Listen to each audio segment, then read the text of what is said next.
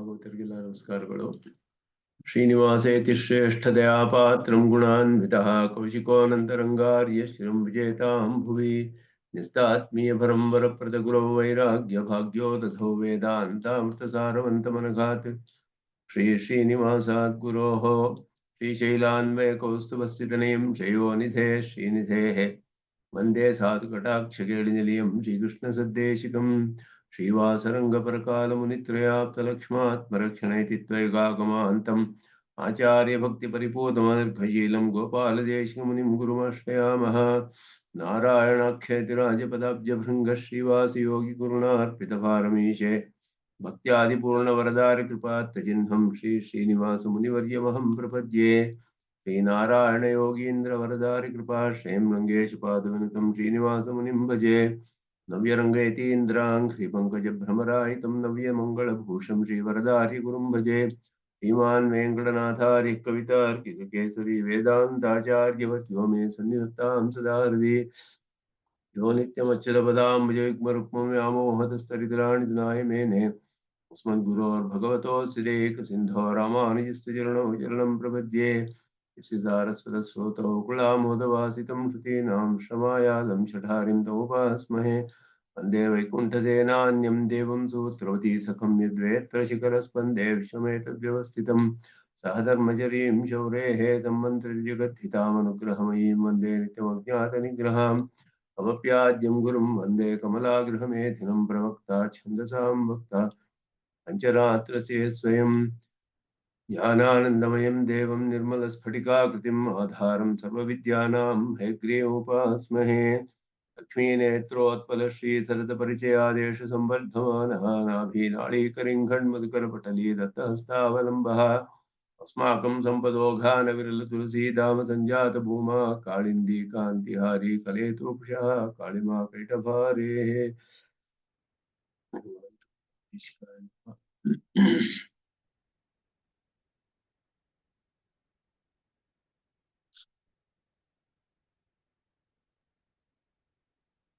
ಮುಕ್ತಾಕಲಾಪದಲ್ಲಿ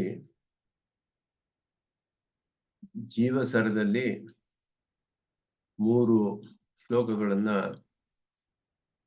ನೋಡಿದ್ವಿ. ಅದರಲ್ಲಿ ಜೀವಾತ್ಮನು ಶರೀರ, ಇಂದ್ರಿಯ, ಪ್ರಾಣ, ಮನಸ್ಸು ಇವುಗಳಿಗಿಂತ ಬೇರೆ ಅಂತ ಹೇಳಿ ನಿರೂಪಣೆ ಮಾಡಿದ್ರು. ಇದುವರೆಗೂ ಜೀವಾತ್ಮ ಸ್ವರೂಪವನ್ನ ಈಗ ಶೋಧನೆ ಮಾಡ್ತಾರೆ. ಜೀವಾತ್ಮನು ಜ್ಞಾನಾಶ್ರಯನು ಅನ್ನೋದು ಬಹಳ ಪ್ರಧಾನವಾದ ಒಂದು ವಿಷಯ.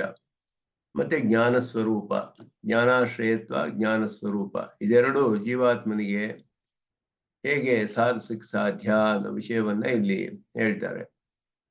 ಅವನಿಗೆ ನಿತ್ಯವಾದ ಜ್ಞಾನವಿದೆ, ಧರ್ಮವಾದ ಒಂದು ಜ್ಞಾನವಿದೆ ಅನ್ನೋದು ಇಲ್ಲಿ ವಿಷಯ ಇಲ್ಲಿ. ಆದ್ದರಿಂದ ಅದನ್ನ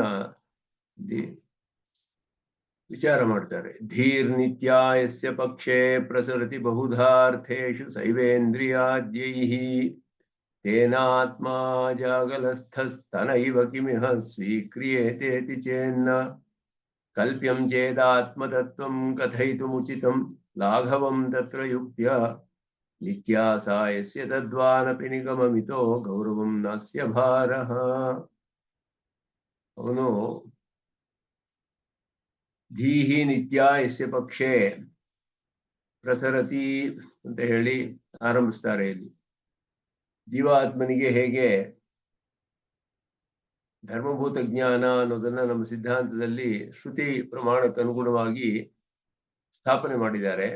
ಆ ಧರ್ಮಭೂತ ಜ್ಞಾನದ ವಿಷಯವನ್ನ ಇಲ್ಲಿ ವಿಚಾರ ಮಾಡ್ತಾರೆ, ಅದರ ಸ್ವರೂಪ. ಅದರಲ್ಲಿ ಯಾರ ನಮ್ಮ ಪಕ್ಷದಲ್ಲಿ ಧೀಹಿ ನಿತ್ಯ ಅಂತ ಹೇಳಿದ್ರು. ಧೀಹಿ ಅಂದ್ರೆ ಜ್ಞಾನ ಅಂತ ಅರ್ಥ, ಧರ್ಮಭೂತ ಜ್ಞಾನ ಅಂತ ಅರ್ಥ. ಅಲ್ಲಿ ಜ್ಞಾನ ನಿತ್ಯವಾದದ್ದು, ಧರ್ಮವಾಗಿರುವ ಜ್ಞಾನ ಇಲ್ಲಿ ಹೇಳ್ತಾ ಇರೋದು. ಧರ್ಮಭೂತ ಜ್ಞಾನ ನಿತ್ಯವಾಗಿದೆ ನಮ್ಮ ಸಿದ್ಧಾಂತದಲ್ಲಿ. ಆ ಜ್ಞಾನವೇ ಇಂದ್ರಿಯಾದ್ಯೈಹಿ ಬಹುಧಾ ಅರ್ಥೇಶು ಪ್ರಸರತಿ. ಇಂದ್ರಿಯಗಳ ಮೂಲಕ ಎಲ್ಲ ಪದಾರ್ಥಗಳಿಗೆ ಪ್ರಸರವಾಗುತ್ತೆ. ಇಂದ್ರಿಯಗಳಿಂದ ನಮ್ಮ ಧರ್ಮಭೂತ ಜ್ಞಾನ ಆತ್ಮನಿಗೆ ನಿತ್ಯವಾಗಿ ಅಪೃಥಕ್ ಸಿದ್ಧವಾಗಿ ಅವನೊಡನೆ ಧರ್ಮವಾಗಿ ಇದೆ ಜ್ಞಾನ. ಆ ಜ್ಞಾನ ಮನಸ್ಸಿನ ಮೂಲಕವಾಗಿಯೂ ಮತ್ತೆ ಬಾಹ್ಯೇಂದ್ರಿಯಗಳ ಮೂಲಕವಾಗಿಯೂ ಎಲ್ಲಾ ಕಡೆಯೂ ಪ್ರಸಾರವಾಗುತ್ತೆ. ಪ್ರಸಾರವಾದಾಗ ಆಯಾ ಪದಾರ್ಥಗಳನ್ನ ತಿಳಿಯುತ್ತೆ. ಕಣ್ಣಿನಿಂದ ಒಂದು ಪದಾರ್ಥ ನೋಡಿದ್ರೆ ಇದು ಇಂತಹ ಪದಾರ್ಥ ಅಂತ ನಾವು ತಿಳಿತೀವಿ. ಒಂದು ಘಟವನ್ನು ನೋಡಿದ್ರೆ ಇದು ಘಟ ಅಂತ ತಿಳಿತೀವಿ. ಆ ಘಟ ಅನ್ನುವ ಜ್ಞಾನವನ್ನ ಕಣ್ಣು ತಿಳಿಸಕ್ ಸಾಧ್ಯವಿಲ್ಲ. ಯಾಕೆ ಅಂದ್ರೆ ಚಕ್ಷುರಿಂದ್ರಿಯ ಅನ್ನೋದು ಅಚೇತನ. ಅಚೇತನಕ್ಕೆ ಜ್ಞಾನವಿಲ್ಲ. ಚಕ್ಷುರಿಂದ್ರಿಯ ಏನಿದ್ರು ಅದರ ಒಂದು ಕಿರಣಗಳ ಮೂಲಕ ಆ ಇಂದ್ರಿಯಕ್ಕೂ ಪದಾರ್ಥದೊಡನೆ ಸಂಬಂಧವನ್ನ ಉಂಟು ಮಾಡುತ್ತೆ. ಜ್ಞಾನ ಚಕ್ಷುರೇಂದ್ರಿಯದ ಮೂಲಕ ಹೋಗಿ ಪದಾರ್ಥದೊಡನೆ ಸಂಬಂಧ ಹೊಂದುತ್ತೆ. ಇಂದ್ರಿಯಗಳಿಗೆಲ್ಲ ವಿಶೇಷವಾದ ಒಂದು ಶಕ್ತಿ ಇದೆ ಸ್ವಾಭಾವಿಕವಾಗಿ. ಅದರ ಮೂಲಕ ಆ ಪದಾರ್ಥದೊಡನೆ ಅದು ಸಂಬಂಧವನ್ನು ಉಂಟು ಮಾಡುತ್ತೆ. ಅದು ಬೆಳಕಿನ ಸಹಾಯ ಬೇಕದಕ್ಕೆ. ಬೆಳಕಿರುವಾಗ ಈ ಪದಾರ್ಥವನ್ನು ತೋರಿಸುತ್ತೆ.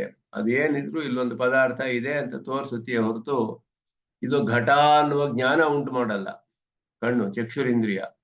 ಆ ಘಟ ಅನ್ನುವ ಜ್ಞಾನ ಉಂಟು ಮಾಡೋದು ನಮ್ಮ ಧರ್ಮಭೂತ ಜ್ಞಾನವೇ. ಜ್ಞಾನಕ್ಕೆ ಆ ಪ್ರಕಾಶಕತ್ವ ಅಂತ ಶಕ್ತಿ ಇರುವಂತಹದ್ದು. ಇದು ಏನಿದ್ರು ಇಂದ್ರಿಯಗಳು ಅಚೇತನವಾದ್ದರಿಂದ ಬೆಳಕಿನ ಸಹಾಯದಿಂದ ಇದು ಇದೆ, ಈ ರೀತಿ ಒಂದು ಪದಾರ್ಥವಿದೆ ಅಂತ ತಿಳಿಸುತ್ತೆ ಹೊರತು ಇದು ಯಾವ ಪದಾರ್ಥ, ಇದು ಚೇತನವೇ ಅಚೇತನವೇ, ಇದರ ಸ್ವರೂಪವೇನು, ರೂಪವೇನು, ಗುಣವೇನು ಅದನ್ನೆಲ್ಲ ತಿಳಿಸಕ್ಕಾಗೋದಿಲ್ಲ. ಇಂದ್ರಿಯಕ್ಕೆ ಶಕ್ತಿ ಇಲ್ಲ. ಅದು ನಮ್ಮ ಜ್ಞಾನದಿಂದ ತಿಳಿಬೇಕು. ಅದರಿಂದ ಧರ್ಮಭೂತ ಜ್ಞಾನವು ಮನಸ್ಸಿನ ಮೂಲಕ ಪ್ರಸಾರವಾಗಿ, ಮನಸ್ಸು ಅನ್ನೋದು ಒಂದು ಕಾಮನ್ ಚಾನಲ್ ಎಲ್ಲಾ ಇಂದ್ರಿಯಗಳು, ಬಾಹ್ಯೇಂದ್ರಿಯಗಳಿಗೆ. ಅದು ಸಾಮಾನ್ಯವಾಗಿ ಎಲ್ಲದಕ್ಕೂ ಸಂಬಂಧ ಹೊರಡುತ್ತೆ. ಅಂದ ಆತ್ಮನಿಗೂ ಮನಸ್ಸಿಗೂ ಮೊದಲು ಸಂಬಂಧ ಉಂಟಾಗಬೇಕು ಧರ್ಮಭೂತ ಜ್ಞಾನದಿಂದ. ಮನಸ್ಸಿಗೂ ಇಂದ್ರಿಯಗಳಿಗೂ, ಕಣ್ಣು, ಕಿವಿ ಮೊದಲಾದ ಚಕ್ಷುರೇಂದ್ರಿಯ, ಶ್ರೋತ್ರೇಂದ್ರಿಯ ಮೊದಲಾದ್ದು, ಅವುಗಳ ಮೂಲಕ ಗ್ರಹಿಸಿ ಜ್ಞಾನದಿಂದ ಮತ್ತೆ ಆತ್ಮನಿಗೆ ತೆಗೆದುಕೊಂಡು ಹೋಗಿ ಜ್ಞಾನ ತೋರಿಸುತ್ತೆ. ಈ ವಿಷಯಗಳನ್ನ ಪ್ರಕಾಶಪಡಿಸುತ್ತೆ.